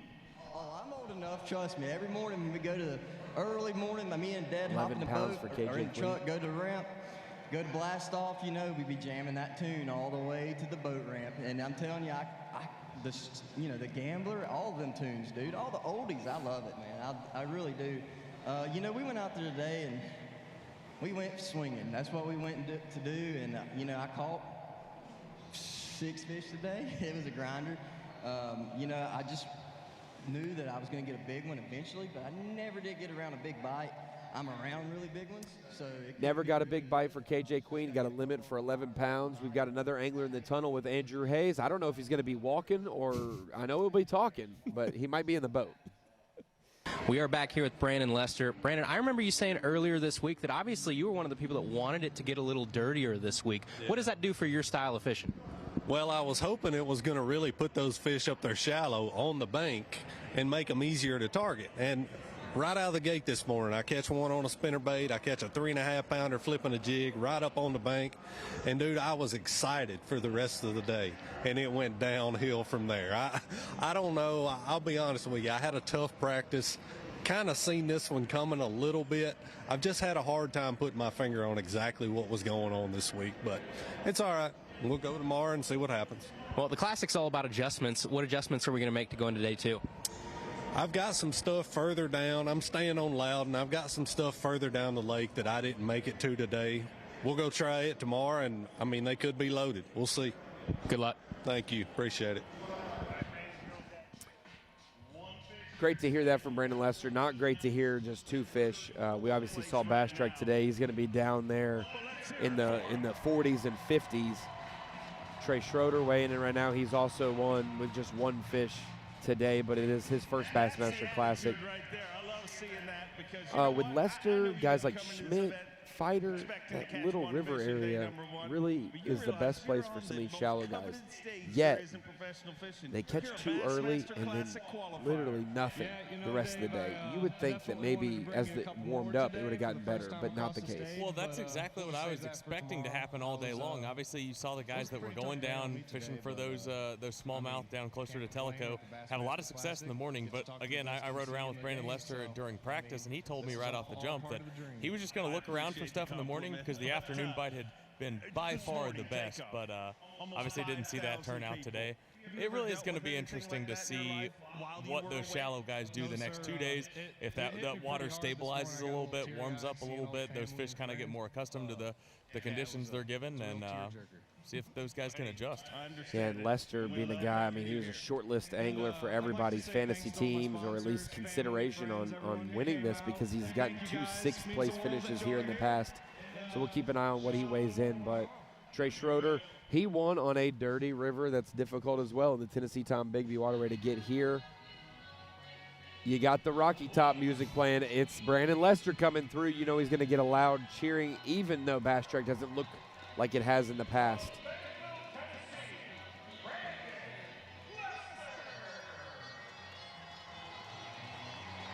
Did you notice we got a blimp back there, Kyle? I've seen it Bass fly around. Pro Shops has a blimp flying around in here. Odds-on favorite to pull it off. 3 anglers from Tennessee, and he's been close the first 2 times we've been here. A 10-time Classic qualifier and a 2-time Bassmaster winner, the always lethal Brandon Lester.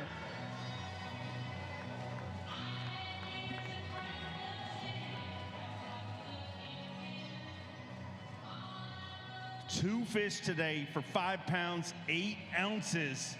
Puts him in 30th place currently. But Tennessee, this is just day number 1. Let's inspire him, get loud for the always lethal Brandon Lester.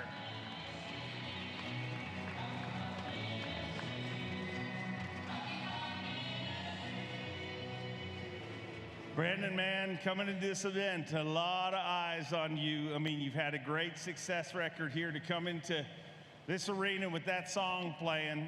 It's not over yet, but you've definitely made it tough on yourself. Yeah, there's no doubt about it. You know, I put a lot of pressure on myself in this event. I finished 6th in this event, the last 2 classics here. I got a ton of friends and family here, and I really, really wanted to catch them this week. I worried about this tournament more than any tournament ever in my career, I think, just because, so this is 10 classics for me, man. And I've had a lot of Super 6s, a lot of top 10s and stuff, and this is the one, like, Man, you hear some regret in his voice, not the way he approached it, just that it didn't go his way. And we talked about it with Hunter. Man, you cannot win the Classic on day 1, but you sure can lose it. We're starting to see those guys who have 2 fish. You know, if you have 3 for 12 or 4 for 14, you're still around. 2 fish, it's just so hard. He's basically out of it, and tomorrow is a salvage day for looks and pride. Yeah, especially with the weights being as good as they are. You know, you heard him talk about he worried about how this tournament was going to go. Based on the day that I spent with him on the water, it seemed like that was kind of the case, but there were places that kind of gave him a glimmer of hope, but a lot of those places were some of the same places we've covered him and he's fished in the past, and obviously those were the places, like you mentioned, that were most affected by the weather. See a couple of those guys who fished in the Little River. You got Schmidt, Lester, Fighter, all with 5'9", 5'8", 2'7". It was not going on in there today. Meanwhile, we've got Chris Johnston, who had 4 for 9 pounds because he went in smallmouth fish this morning. Catches a 5.5, has 16 pounds and has survived. So my only advice, just watch it from the outside. If those largemouth, you got to go catch smallmouth. Go get a limit. And those are the most biteable, big, good water condition fish with smallmouth right now. Go catch a limit, then go flip all day for 1 or 2 bites to do that. But now they're kind of in a situation where they need to flip all day for 5 of those bites. So you're danged if you do, danged if you don't at this point if you don't catch them on day 1. Brian New weighing in, holding up a good one. That's most of his 7-11. Just below that 25 cut. Exactly. I tell you what, I was over in Japan with Spro back in November, and 7-11 is the deal in Japan. So I don't know, maybe that's what I was shooting for. I'm not really sure. You know, sometimes doesn't matter how hard you work at something, it just don't work out. And you know, I only had 3 fish, but hey, I could have had 0 fish, and very thankful for that. Tomorrow's a new day. Today was the 7th tournament day I fished on this place. I've weighed in 2 limits. Sounds pretty bad, but I've actually finished above middle of the pack the other 2 times. So yeah, tomorrow's a new day. Not really sure. I know my mom, my boys out there, I love y'all. And thank all of y'all for coming out here. And it don't really matter. This is a Bassmaster Classic, and I'm standing right here talking to Dave Mercer. I love having you on this stage. We'll have you all week long, hopefully. Brian New, always keeping it positive. We've got the old Bassmaster theme song coming in. What angler is coming across the stage to that? Oh. How about it? Cody Meyer, the most veteran angler in the field, fishing his first classic. So there's obviously a lot of veterans that have been here for a long time. Cody Meyer, a long-time career over at FLW, and then made a trip to the Opens, qualified through the EQs, that 9-event gauntlet a couple years ago. He was my dark horse from the Elite Series, guys, on how he'd do balancing these two patterns. I know he's excited to represent the West Coast. 12 pounds, 2 ounces. He moves into 21st place 12-2, currently. inside the top 25, but not nearly enough. What do you think that line is? 21's the leader. Is 15 the lowest you could go right now until someone stumbles? I would say so. Yeah, probably around that 15-pound range. First of all, I appreciate the theme Cody song Myers way. talking to Dave Mercer. You can catch that on the traditional weigh-in feed. Meanwhile, Andrew Hayes has got another interview back in our tunnel of Who's Next. All right, everybody, we are here with Fisher and Nia. Fisher, you're coming in with some great momentum into this event. It looked like you had a great day out there today. What was working for you out there all day long? Oh, I caught most of my fish on a 5-inch minnow from Crush City on like an 1/8-ounce head, just chasing like 20 to 25 foot deep roamers, catching mostly smallmouth. I did catch a largemouth today, kind of rare, but got a little lucky, can't complain. Going to run back down there again tomorrow and see if I can't do it again. Did you have to adapt at all today? Traditionally, the Bassmaster Classic, you know, a lot of these folks that finish really high do have to adapt either throughout the first day or throughout day 1, 2, and 3. Did you have to adapt to changing conditions? Yeah, I had to move a little bit. Some areas that had fish didn't have fish today, so I kind of had to bump around a little bit, relocate them. Some of them moved 100 yards, some of them moved 500 yards. So I kind of just bumped around a little bit, found some new ones, caught some in some areas I did stay put in. So tomorrow I'm going to run a lot of new water, a lot of the same water, hope for the same results. Thanks, Fisher. Yes, sir. Fisher and Nia, hard to say that there's one angler that's had more hype surrounding him coming to the Elite Series at this young of an age than he has. Yeah, no doubt about it. I mean, coming through the Opens last year at the age that he was, you know, show out there at Okeechobee, make the Classic and the Team Championship, the last event of the entire season. Certainly a guy everybody had their eyes on, but I think one of the things that's craziest right now is like every single rookie class that we have has at least 1 or 2 phenoms. Like, not just guys that are good. Like, everybody that makes the Elite Series is good, but every class has a guy that you're like, he might be the greatest ever. He might be the best ever. Like, you know, not everybody can live up to that hype, but that gets thrown around with a lot of these guys. Yeah, and I'll say that as Fisher and I is coming in, he's going to be, I'm just going to say this,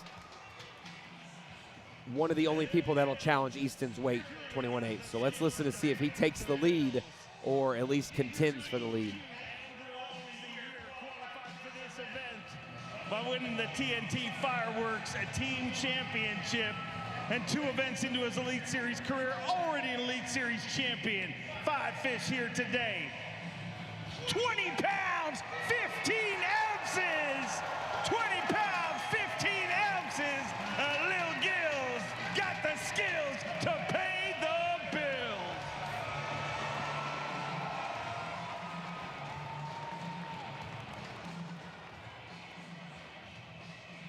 Little Gil, or Lil Gil, however you're doing. If it's his rapper name, it's Lil Gil. If it's a nickname, it's Little Gil. I think Fisher. it's plural, Gills. Oh, Lil Gills. Gills. Oh, he's got multiple Gills. More Okay. than one. Lil Gills. Fisher Anaya, 20 pounds, 15 ounces. Second place right now, 9 ounces behind our reigning and defending Classic champion, Easton Fothergill. Kyle, you got to watch him on Bass Live today. So did I. Really started somewhat slow. Caught a lot of smaller keepers, small limit. And then, boy, that mid-morning period started upgrading well. Caught a good largemouth. I think he caught a mean mouth as well. And was able to really upgrade from there. Then he had a spot, it looked like when he came back to Fort Loudon, that he did not want to burn out this spot. And especially if he didn't need him, because he already had such a good bag. Yeah, it was really interesting to see the guys down in Tellico. Seemed like all those guys that we've seen. I mean, Easton, obviously, Fisher and Nia down there as well. I think this is the largemouth that we mentioned. They both got on a flurry. At one point, they really propelled their bag from, like you said, low teens all the way to, nearly where they were at. They fished a good amount of the day without a hat. Did he lose his hat? What happened? I guess so. Hatless for a while. Little Gills, he had to let his hair breathe. Had to let his hair breathe. But Fisher and I just won the Elite Series event at Lake Martin. It has no bearing on this tournament. Like you can think momentum, whatever. That was a couple weeks ago. We've had a couple sleeps since then, and you just lose your momentum. But he knew, I'm going to make a long run, and I'm going to stick to this game plan. And he said his low day in practice was 20 pounds. Well, he's right there on par and has fulfilled his confidence, just like Easton Fothergill did. You talked to Easton a bunch. Easton and Fisher both very confident, both paid it off on day one. Yeah, no doubt about it. Easton very confident. He was around the winning fish, told us that on media day, and well on his way. Will Davis Jr. weighing in right now from the Bass Nation years ago. 15.8 for him, 12th place, 15.5 pounds for Will Davis. I got to see Will Davis Sr. today Me too. in the media center, and he said, "You're everywhere. I just saw you online." And I said, well, maybe it was like 30 minutes ago, but yes, you just saw me. I was over there. One of the better largemouth bags we've seen. I don't know if he had any smaller smallmouth, but 2 largemouth held up. And check out this. This isn't the state of Alabama, but in the state of Alabama, he's basically gotten 4 B.A.S.S. wins. He's won at Pickwick in a nation event, Smith at a nation event. He won an elite at Lay Lake. He did win the nation championship at Hartwell. 10 top 10s, and it says Lucky Charm. Sandwiches made by Mark Menendez. Mark's not here this week fishing it. He needs Mark tomorrow. He's got a good start without Mark's sandwich. Mark's sandwich probably adds 2 pounds to his weight tomorrow. Yeah, we got to know, like, what's the intel? Like, what kind of sandwiches are we cooking up? We're talking peanut butter and jellies, or like a ham and cheese. Like, what is so special about these sandwiches? Maybe fried bologna. Like, I could see Mark doing that. BLT. Like, there's some options. I will say that was a little surprising. I mean, we don't know what the rest of his bag was, but held up 2 big largemouth there. Was a guy by all indications during media day and all the things leading up to today, kind of acted like he was going to go fish for smallmouth. Will Davis, which was a little surprising just based on his strengths. I mean, he's very good with his electronics. And he could have pivoted. Sure. He could have had a bad boat draw. Could have got to a spot and you see 3 or 4 guys there. But we did see him hold up 2 good largemouth. Yep. It will be interesting to see when we talk to our top 5, top 10. We get some statistics behind it of, was it, out of the 10 anglers and the 5 fish, 50 bass, is it 25-25 or is it 40 and 10 in terms of smallmouth, largemouth?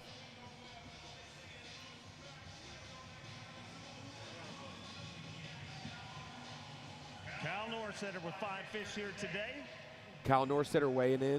Meanwhile, Andrew Hayes is talking to another angler backstage. 2 ounces puts him in 17th place currently. Two-time Bassmaster Classic champion Jordan Lee. Jordan, you're no stranger to the Bassmaster Classic, but on day one today, you had to do what so many other people in the Classic have had to do over the years, which is keep your head down when it doesn't start the way you want it to start and finish strong. Tell us about that. Yeah, that's exactly what happened.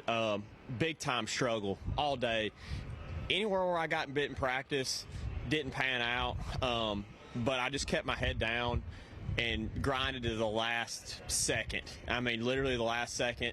Caught 3, in the last probably 10, 15 minutes that really just saved my day. I mean, it was a big time struggle. Hopefully that area is a good area. I think there's some fish around for sure, but yeah, Loudon, I fished all 4 days of practice on Loudon and just kind of banked on it, and was hoping something would change for the better, and that's what I'm just still banking on. Awesome. Thanks, Jordan. Thanks, man.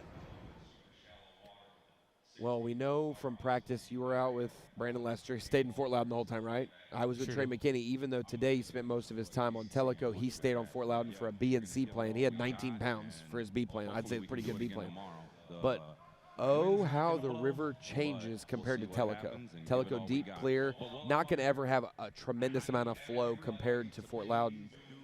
Even if the water doesn't get super stained, where those current seams are, how the eddies form if you're fishing current on the main drag makes a big difference. And then if you're in the back of a creek, how dirty it gets. This place, you can just label Fort Loudon as volatile. Oh, no doubt about it. That's all you got? Yeah. No doubt about it. I mean, it wasn't really a question. It was a long-winded statement. It was a long-winded statement. According to our fans at home, we've got a lot of those. But it's all good because this is the All Access show, it sure which is. features some analysis of anglers as they pull through, also interviews backstage, and then we get to hear Dave Mercer and the anglers as well. A little bit of this, a little bit of that, a little bit of this, a little bit of that. Like a mixed bag. Yeah. We just heard from Jordan Lee backstage, echoed how tough of a day it was, but he is one of 3 anglers in the field that has won a Bassmaster Classic, so we know he's going to try to represent as best as he can for those who have carried this torch. 2-time winner back-to-back as well. Jordan Lee's going to come up. We'll see what damage he puts on the scales, and maybe if it's a little better than he thinks, he might adjust differently tomorrow. Back with 5 fish here today. 15 pounds even, puts him in 15th place right now. 15 for 15th for Jordan Lee to start things off here on day number 1 at his 7th Bassmaster Classic.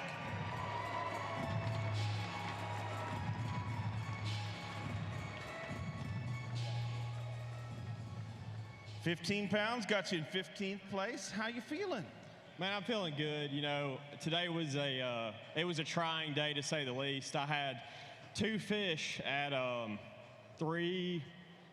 I had, you know, about 20 minutes left to fish, and you know, I don't think I'm the best fisherman out here, but I don't have any quit in me, and I fished the last second and caught my last keeper with, you know, 1 cast left. So, you know, it was a trying day to say the least, but I'm tickled with the weight. You know, I put my faith in Jesus Christ too, and so I can't lose, you know.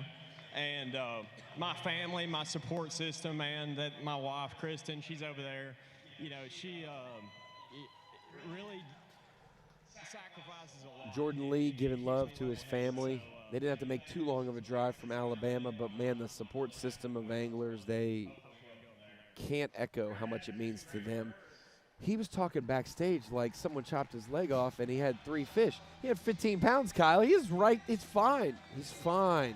That's a good weight. Sat with Jordan Lee at Night of Champions, and you would have thought that he wasn't going to catch a keeper, not just 2 fish, but a keeper. Also told me that his son Baker thought he was getting to fish the Bassmaster Classic as well. Brought his own tackle box and everything, and as we saw him there in the crowd, probably a little disappointed he's not fishing it, but I think Baker's probably like, Dad, I would have caught 16, maybe 17 pounds.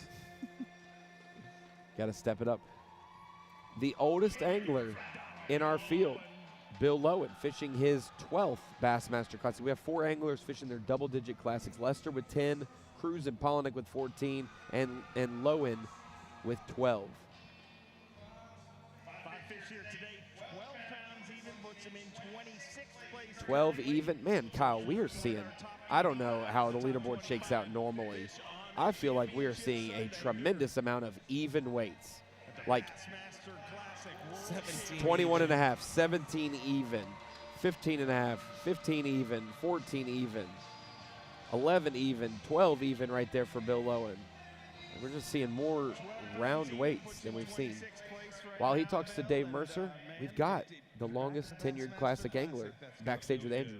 It does feel good, Dave. All right, we are here with Brandon Polinick. Brandon, you are one of the few people in our field here that has fished Knoxville every time that we've been here. How has it changed over those couple times? You definitely see a lot more guys running all the way over to Tellico than in years past. I think technology's opened up a lot of that. It's a different fishery right now. I mean, that's a big change of it. I feel like the fish have gotten a little healthier, a little bigger. I don't know if that was when we got that real cold snap, it killed a bunch of the shad and they fed up well, but they definitely seem like they're fatter, healthier right now. That's why you're seeing heavier weights than what we usually see. Fatter and healthier, are they also smarter these days? I feel like they get smarter every year.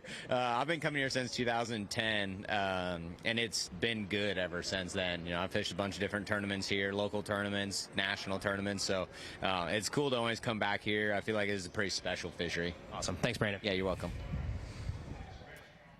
Brandon Polinick. It's Polinick. We got it. It's Polinick. We got to tell everybody. Share the word. It's Polinick. Brandon Polinick. Okay. Elite Series angler, man, he's been around for a long time. He said, I used to be the young guy. Now I'm one of the older guys in the group. I said, you're probably still about the 12th oldest. You're the oldest. Multiple time Angler of the Year, Nation winner, Opens winner, Elite winner. Only thing he hasn't won is a Classic. And we talked about it this week on the podcast. I mean, it's really just a matter of time, but you got to give yourself an opportunity, obviously, and off to the greatest start there. We'll see what Brandon brings in just a few minutes. He was really low with Lester and Schmidt for most of the day, but it looks like he got into the top half of the field weight-wise. We'll see how accurate his weight is. Meanwhile, Logan Parks weighing in right now. His second Bassmaster Classic. He's from Auburn University as well. 14.9, not too bad for him. 17th place. Yeah, I think that cut line's going to be a lot closer to. Let me do an educated guess here. Let me refresh the weigh-in leaderboard. He's got a largemouth and a smallmouth in his bag. It looks like to me, if those were his two biggest, he had 5 cookie cutter fish for sure. So you know you're going to be in a good spot when this all shakes out. He was able to win at Saginaw Bay with Tucker Smith in a College Series event. They've won $1 million event with Bass Pro Shops in the past. Qualified for the Opens, obviously. 13 top 10 bass finishes already. We've had 40. A lot has happened, but man, I got to give a big shout out to everybody. What was he at? 14 pounds? 9 9 ounces. So we've got 43 anglers have weighed in. That means we have 15 anglers left to go. And so if you have to go, I can carry the torch the last 15.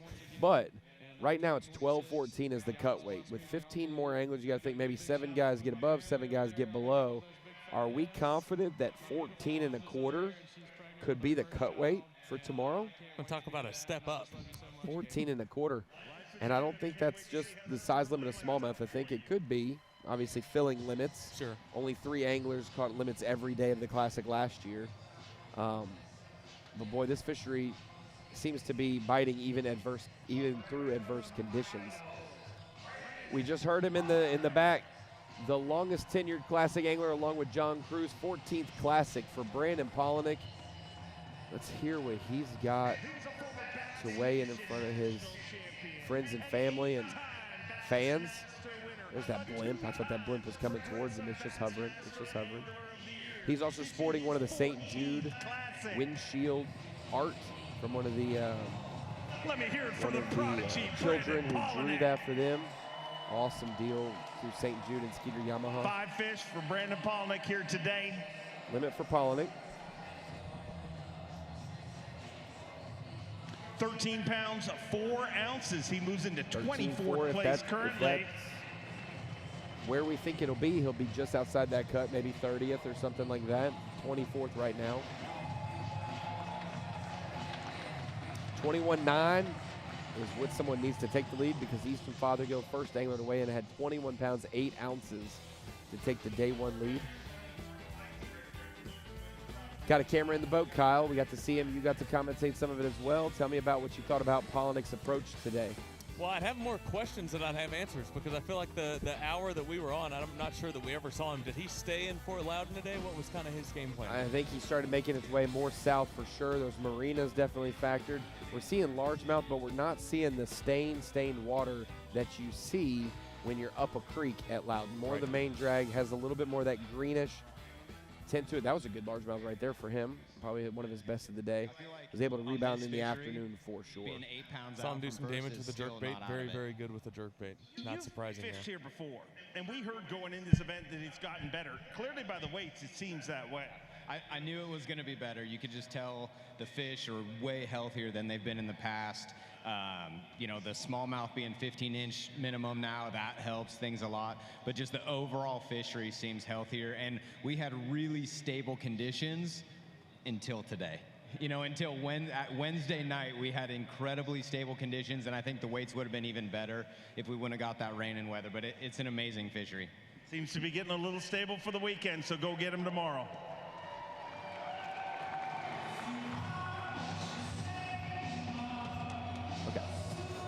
Kyle, we appreciate you joining us. I'm going to let you go. You got a gallery to work up or something. The man who runs the Bassmaster website, taking care of everything.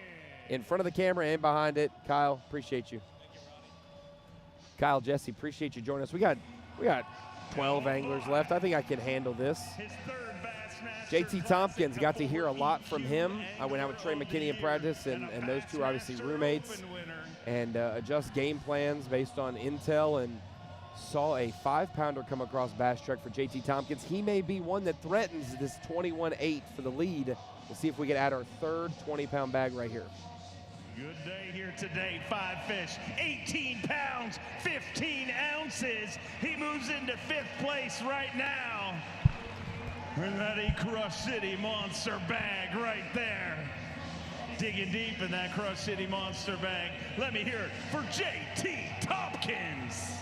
18-15 for JT Tompkins, 2 largemouth. Wow, where he was fishing in practice, a little bit more smallmouth territory. 18-15 is a great largemouth bag. I expected the 5-pounder to be a largemouth, but multiple largemouth.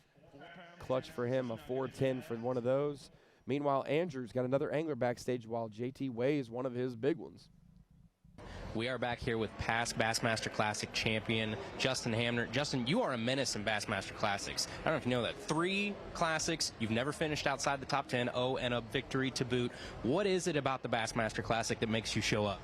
I don't know. I think it's just that whole going for it. Like, the whole part about the Bassmaster Classic is you're here to win it. And so not having to worry about points, not having to worry about anything but catching the biggest bass possible. I don't know. It's just fun. Did you keep that momentum going today? We went for it. I don't know if we got it, but we're not out of it. So that's for sure. Awesome. Thanks, Justin. Yes, sir. Thank you. Talking to another classic champ there, Justin Hamner, as we see JT Tompkins weigh in over our shoulder. 18-15 has JT Tompkins. 5th place so far. Looks like he will have a camera in the boat tomorrow. We'll be covering the top 10 anglers tomorrow from our leaderboard. You'll be able to watch it not only on Bassmaster.com throughout the day. You'll have some feeds on YouTube we could see. And then also we will be live on Fox, Big Fox, single-digit channel Fox, all afternoon as well for day 2 and day 3 of the Classic. Meanwhile, former Classic champ 2024 winner Justin Hamner coming across the weigh-in stage. We'll see how our third of 3 Classic winners in the field fared on day 1. 5 fish here today for Justin Hamner. 14 pounds, 10 ounces. He moves into 18th place currently. So a decent start to things for Justin Hamner. Okay, our 3 classic anglers have 21-8 for Easton Fothergill. He's the leader. Meanwhile, Jordan Lee 16th with 15 even, and then right behind him, Justin Hamner. While Andrew's doing the work in the tunnel, he's got another angler backstage. All right, everybody, we are back here with Dylan Nutt. Dylan, I believe you told Zona earlier this week that you know every inch of this water. We all know that that's probably true. You had a great practice. How did today come along? Man, I caught a bunch of fish. I just never got any big bites. I mean, I got a pretty good bag, but my big fish is a 4 even, and I think my small fish is a 3 3/4. So need to go out there swinging tomorrow and try to run across a couple big ones. But I mean, I caught fish all day long. Probably caught 50 bass. Had a heck of a day, but just need to go find a couple of the right ones tomorrow. A couple of those 5-pounders. What techniques were working for you out there today? I was catching pretty much everything on a jig head minnow. Caught a couple on a spinnerbait this afternoon though, so that was pretty fun. Thanks, Dylan. Yes, sir. Thank you. He just saved his reputation with the world by saying spinnerbait there at the end. But Dylan Nutt, man, one of the guys that we were considering for cameras, also on the short list of guys who could win this event. Lives in Tennessee, has spent a ton of pre-practice time here to make sure he was prepared for his first Bassmaster Classic. If he said he has a 4-pounder is his biggest and a 3 3/4 is his smallest, he's going to be in that 19 and change range when he comes across the scales in just a minute. So Dylan Nutt, will keep an eye on him. He got 3rd in the Bass Nation Championship to qualify for this event. He is coming across the stage now. Let's hear the payoff from Andrew back in the tunnel, getting this prediction to where he lays out in the leaderboard.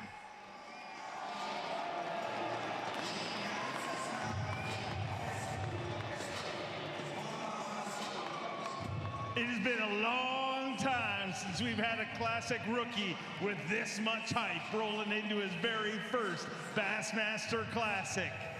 qualified through the Bass Nation, and one of 3 anglers from Tennessee here this week. And look out, he is backing up that hype right now. 5 fish, 19 pounds, 5 ounces. A Crush City monster bag, and Dylan Nutt proves that the hype is real. Keep your eyes on this young angler. 19.5 and sitting in 5th place.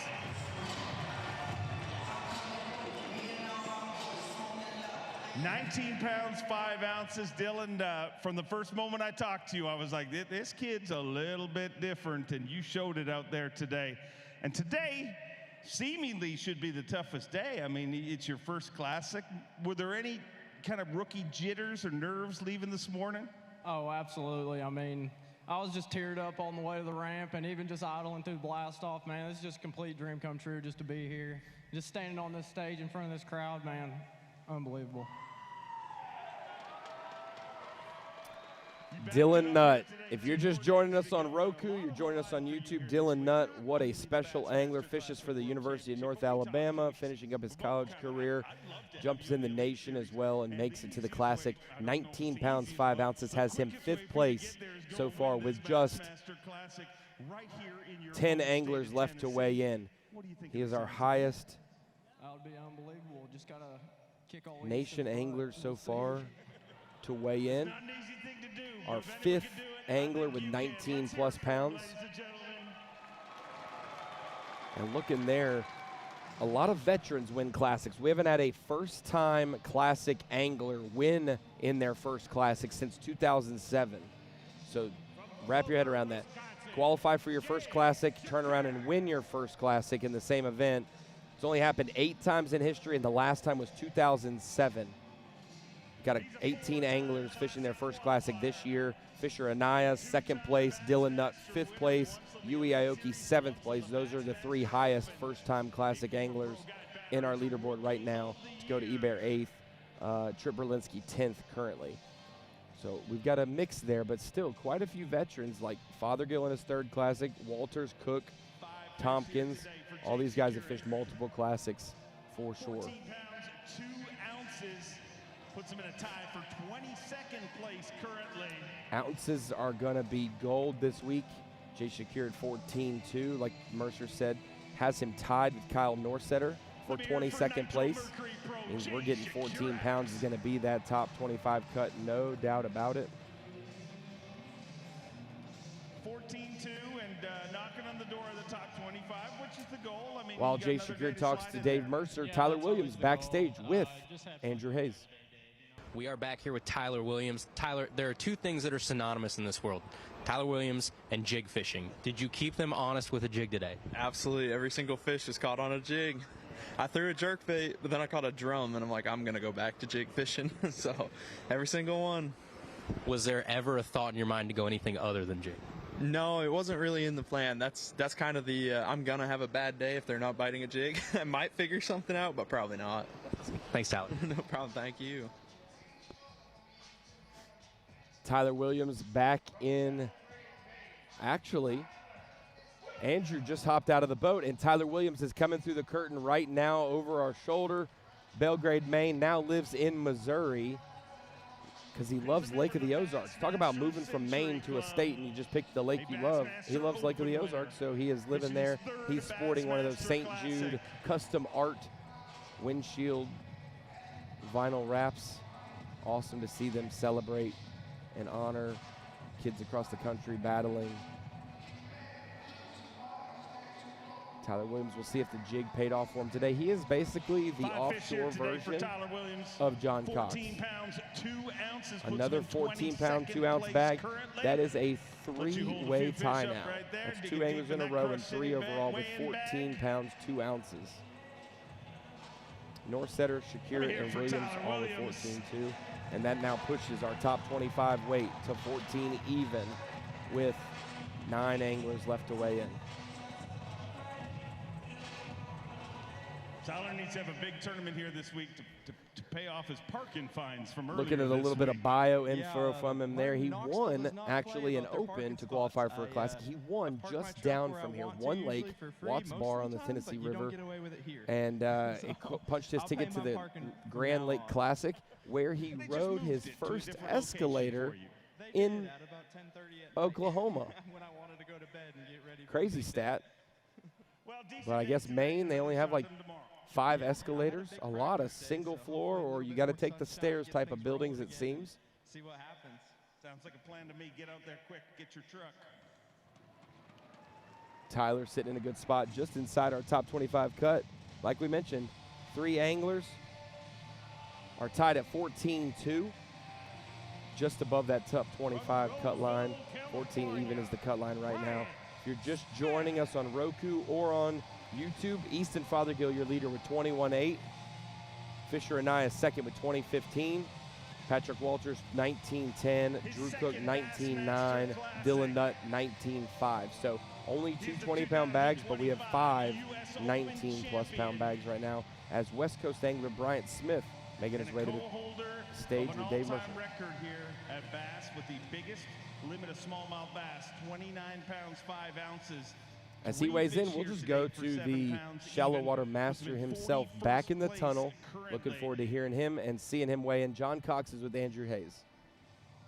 We are back here with John Cox. John, I heard you say earlier this week that you were going to, quote, throw in the dirt this week. Did you hold true to your word? Oh, yeah. I mean, if you look back there on my Raptors, they're still got mud all over them. We stayed shallow all day. The lake got a little bit muddier with all the rain. But, man, still, I caught 5 largemouth today. It was kind of slow, but I saw some really good potential for tomorrow.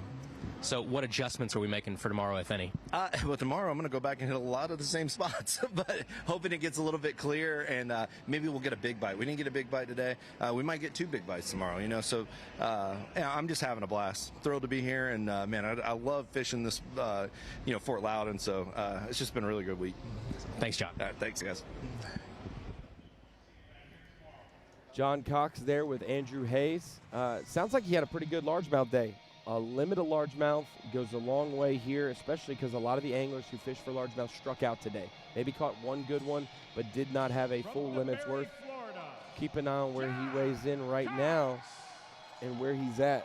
Slight adjustment tomorrow maybe for John Cox, wanting to do the same thing, catch a bigger bag. We will have great readouts on the Deep Dive app on what the clarity is in some of these areas that we saw the shallow guys fishing. Some of them were really blown out with dirty water. We'll see if there's some okay stain and not too muddy areas that these anglers will adjust to. 5 fish here today for John Cox. 12 pounds, 10 ounces, puts him in 32nd place currently. Let me hear it for John Cox. 12 pounds, almost 13 pounds for John Cox. Has him below the cut line right now. I wouldn't say out of it because he caught a limit and did good enough, but it really will be dependent on Easton and Fisher and Patrick and all the leaders if they have a tough day, when their tough day is. This could be his tough day. Pack it up with 2 20-pound bags. He'll have mid-50s, but we're thinking mid-50s is just the baseline. Mid-50s to 60s will be the winning weight this week. Keep an eye on that. As John Cox sends some love to his family who came from Florida. They travel across the country everywhere we go to support John and his fishing endeavors. Blowing like crazy, and the mercury on it, and I ran it all over the lake. And coming back, I was on empty. With about 30 minutes ago, we made it back. But I think we'll slow down a little bit tomorrow, and maybe we'll catch a couple big ones. Can't wait to watch it. Fuel efficiency will be key for John as he runs around tomorrow to make all of his largemouth stuff work, because it's not only just main drag stuff. He's going up in creeks, a lot more travel time, a lot more obstacles, because right now Fort Loudon and Tellico are in winter pool. They're in winter drawdown, which means there's at least 4 to 6 feet of water, maybe 3 to 5 feet of water lower than what it normally is. And even with all the rains we've had, they're keeping that water flowing through. So we're getting color, we're getting current, but until they stop it at the dam, it's not going to back up into the system and really raise the water level too crazy. And that dirty water that flew in will make its way down the main river if they continue to pull current. So we'll keep an eye on that for the shallow guys. Meanwhile, Austin Felix, one of the smallmouth gurus in our field, we'll see how he fared today with smallmouth. 4 pounds, 5 ounces, puts him in 48th place currently. Austin Felix. Did not expect to see him struggle here. 1 largemouth, 1 smallmouth. This place is still fickle. It may be fishing good, but that doesn't mean limits are easy. Let's look at the leaderboard right here. Got a lot of limits already. Yeah, it was kind of a comedy of errors today, mostly self-inflicted stuff. 38 limits. Bites to be around that right cut now range, we've got 38 limits out of 50. Seen some big ones in practice. 52 anglers, so we have 6 anglers left away. So 38 out of 52, 14 guys without limits. I know they're out there. There's a 21, 22-pound couple with 1 fish, couple with 2 fish. Would love to see it happen. Not about how you start, The it's all highest about how you finish. placed person without a limit is Bob Downey, 39th with 9 pounds 4 ounces currently. We've got Andrew in the tunnel with our Rookie of the Year defending champ, Tucker Smith. Andrew, take it away. All right, everybody, we are back here with Tucker Smith. Tucker, you have won over the past year tournaments with live sonar, without live sonar. A lot of people might know one of your big strengths is actually side imaging. How did that play in this week? Yeah, I mean, I looked a lot with that thing, but these smallmouth I was catching, they're really tight to the bottom, so it's hard to see them. So it wasn't really a big factor for me this week, but it was fun. I mean, I just didn't catch some of his big ones today. What are we doing tomorrow different than today, if anything? I'm going to go swinging for a big bag. I mean, I'm going to try to mix it up, fish new water tomorrow. I usually have better days when I fish all new water, so that's probably what we're going to try to do. Thanks, Tucker. Yeah, thank you, man. Talking to Tucker in the tunnel, but looking at Trey on the stage, big-time angler who's been on a hot streak the last few years. Let's see what he weighs. Watch the scales. 5 fish, 16 pounds, 10 ounces. He moves into 10th place. And guess what? Once again, Trey McKinney in the mix here at the Bassmaster Classic.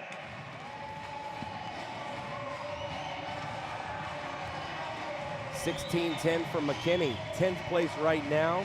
Bumps Berlinski and Chris Johnston, who are tied at 16.5, down to 11th, 16, respectively. 10, Trey, a great day today. I mean, you got a few guys to chase down ahead of you, but you're definitely in contention once again at the World Championship.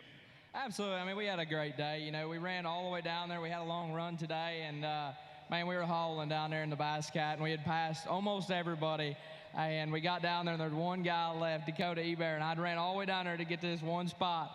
And we raced each other and shut down at the same spot, but he got there first. So it was kind of meant to be. I pulled on a spot that I hadn't really caught them, and they were pretty loaded there. So I caught a couple good ones real quick, and we just kind of pieced together a bag. So we almost kind of got to go back tomorrow, and we got a better boat number, so we'll see what happens for sure. He's going to have a better boat number indeed tomorrow. Boat number's never a reason not to catch him, but boy, he showed up today, and he was on the same spot that Dakota Eber was on. And Dakota, 8th place in the standings right now.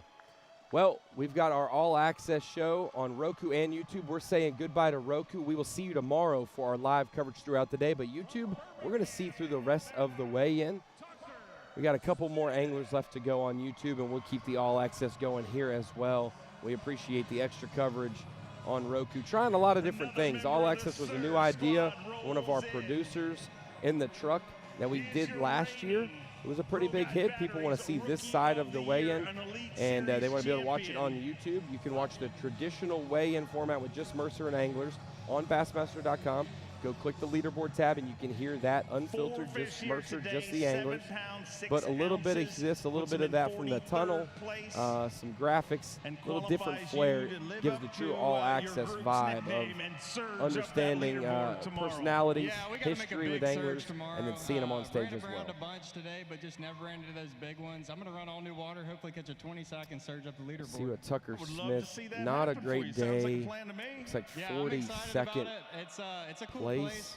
just fish around a bunch today on some of the places I caught them in practice, and Which it just will put wasn't him in happening. that So we got to make some adjustments and go back out swinging. Get the 7-pound surgeon. range. We'll see you back here tomorrow. 7 pounds 6 ounces for 4 fish for Tucker Smith. Not what the defending Rookie of the Year had in mind for his first Classic. Tucker Smith has been oh so close to multiple Classics. He's had 2 finishes, second place in Opens, which would have punched his ticket to Classics, and second in 2 college Classic brackets would have got him a spot in the Classic as well. So a lot of great finishes that have came up short of the Classic berth. He's now fishing in the Classic and has some work to do tomorrow for sure. Meanwhile, Shane LeHue repping one of the St. Jude windshield graphics. Awesome art from those special kids. Weighing in, one of my fantasy picks. And only 8 pounds, 13 ounces. Not ideal, but 41st place for him right now. Yeah, absolutely. With only this place has always been a thorn in my 3 side for anglers whatever left to reason. go. I think I've caught 2 3 limits anglers here left to ever go. since we've been here. And I think I've We fished only 8 have tournament 3 days, so, left. One of those we continued guys that for streak sure today, has a going big forward, bag, and unfortunately. Andrew Hayes is But, backstage I with had him. a nice reminder on my way. All right, folks, we are back here with Paul Marks. Paul, from the looks of things, it looks like you had a pretty good day. Yeah, not a bad day at all. A little bit better than I expected to do, no doubt. And looking forward to get back out there tomorrow. How great was it to start your very first Bassmaster Classic with a great day 1? It was awesome. It was better than I expected to do. So I'm happy with it, but I'm happy to be here. Awesome. Thanks, Paul. Paul Marks, Elite Series champion at Lake Hartwell. In theory, Lake Lanier isn't too far from here. Got to come and pre-practice here, and obviously had a better day 1 than his practice. We've saw a lot of anglers have had a great practice and a struggle day 1. Flip-flop for him, a tougher practice and a little bit better than expectations today. He's got a big ruckus crowd cheering him on, and he's going to bring in a good weight.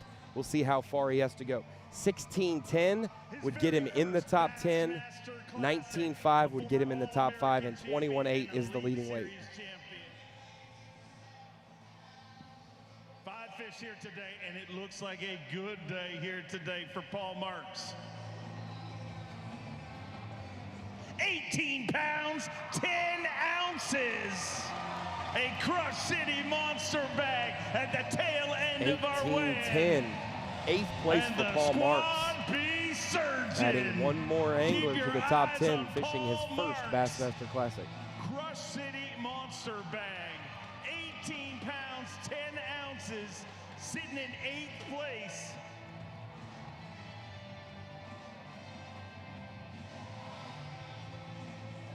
Man, that's a great start to your first day of competition here at the Bassmaster Classic. How you feeling about that?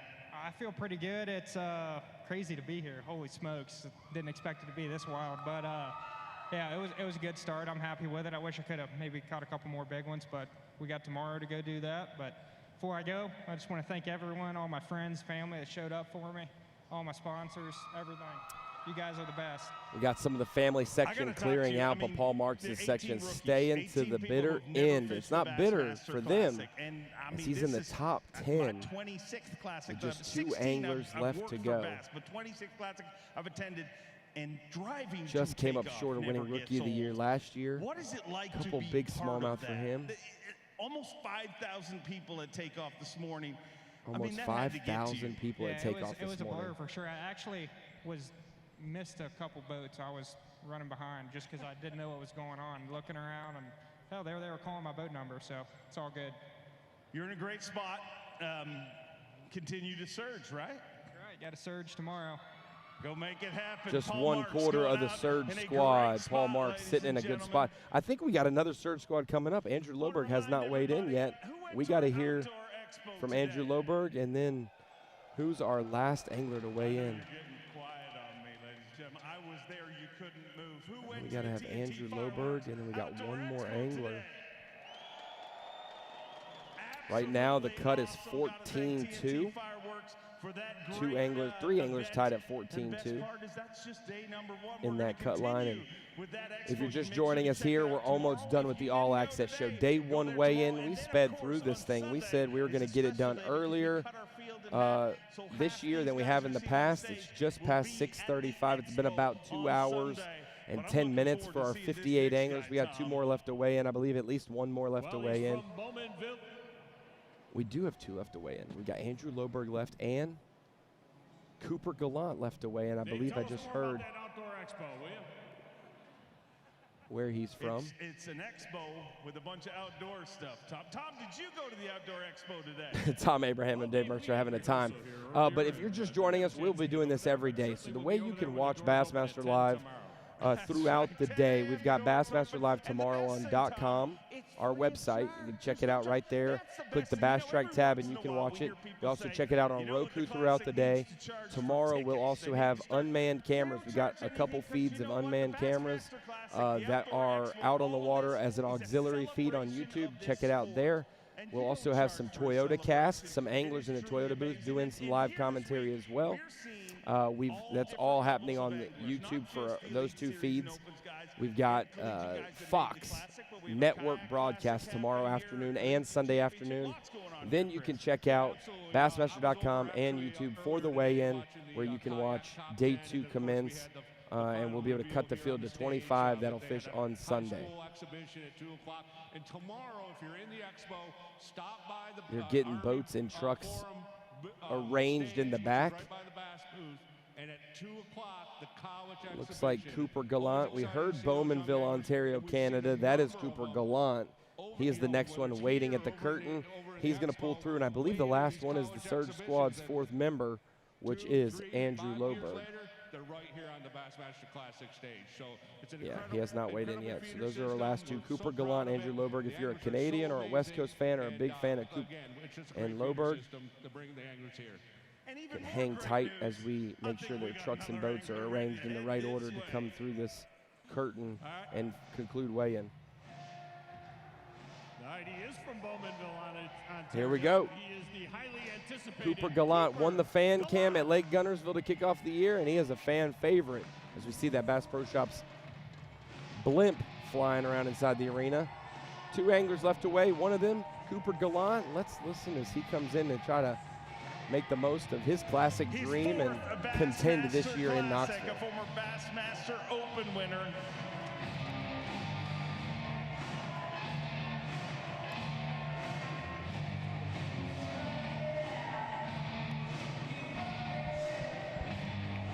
£9 pounds 8 ounces. He moves into 41st place currently. Not what Coop wanted. 9 pounds 8 ounces, just under that 10-pound mark. Has him in the 40s of our tournament standings. 2 smallmouth for Coop. Fished the high school series. He's one of our international 9 pounds 8 teams. ounces, Coop, here your Way 4th back in the day. Bassmaster Classic, and I had a fun experience last night. I mean, I went out to a nice dinner with my boss, and he was driving me back to the hotel, the whole production crew, and all out of nowhere, 4, 5, 6, 7 guys on scooters came flying in front of us. You know those rental scooters? And that guy said, "Who are these maniacs?" I said, "Those are Coop's buddies." I have a feeling I know exactly who you're talking about, but man, yeah. Stressful day. It is what it is. We didn't catch him, but we're at the Classic, and this is a dream come true. This is my 4th Classic already, and the first Classic I fished was in Knoxville here back in 2023. And I'm going to say this every time I get on stage, because I was a kid in the Splash Well several years ago, but it doesn't feel like that long. And I had a dream of being up on this stage. So if there's any kids out there that want to get up here, it is 100% doable. Just put your mind to it, work hard, and you could be on this stage. But thanks to all my friends and family for coming. I love you guys.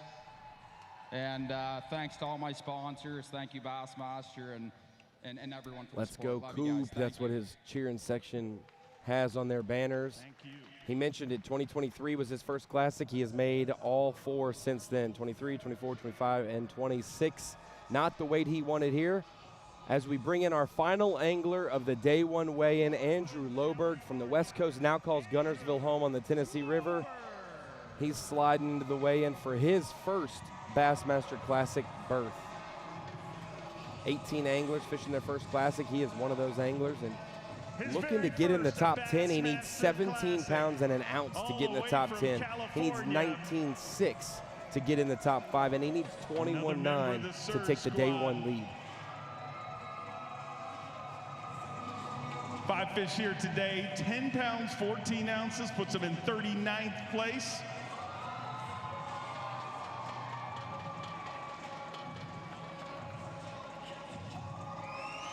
£10, 14 ounces for Andrew Loberg. Let's see where that puts him on the leaderboard. 10-14 has him below the cut line, but sitting there in 39th place. So Andrew Loberg, our last angler to weigh in 39th place. We've got 41 limits weighed in today, 17 anglers without a limit. And that's your all-access show. Day one weigh-in in the books. Easton Fothergill, your day one leader, 21 pounds, 8 ounces. He is your reigning and defending Classic champ. He was the last one to weigh in at Fort Worth to take the trophy home last year. First one to weigh in, and he still is in the lead. But right behind him, Fisher Anaya, 20 pounds, 15 ounces. Excuse me, Patrick Walters, 19.10. We got Drew Cook, 19.9, and Dylan Nutt with 19.5. That's your top 5. We will see you on the All Access feed, the weigh-in. I'm getting choked up. It's the Classic. There's tears in our eyes, whether it's from a cough or the emotions. Dreams are coming true this week. We will see you in the Food City Center tomorrow. We've got the live show going on outside the Expo at the Convention Center, the weigh-ins at Food City, and you can tune in to all the coverage on .com, on YouTube, Roku, and Fox Channel Network. We'll see you tomorrow.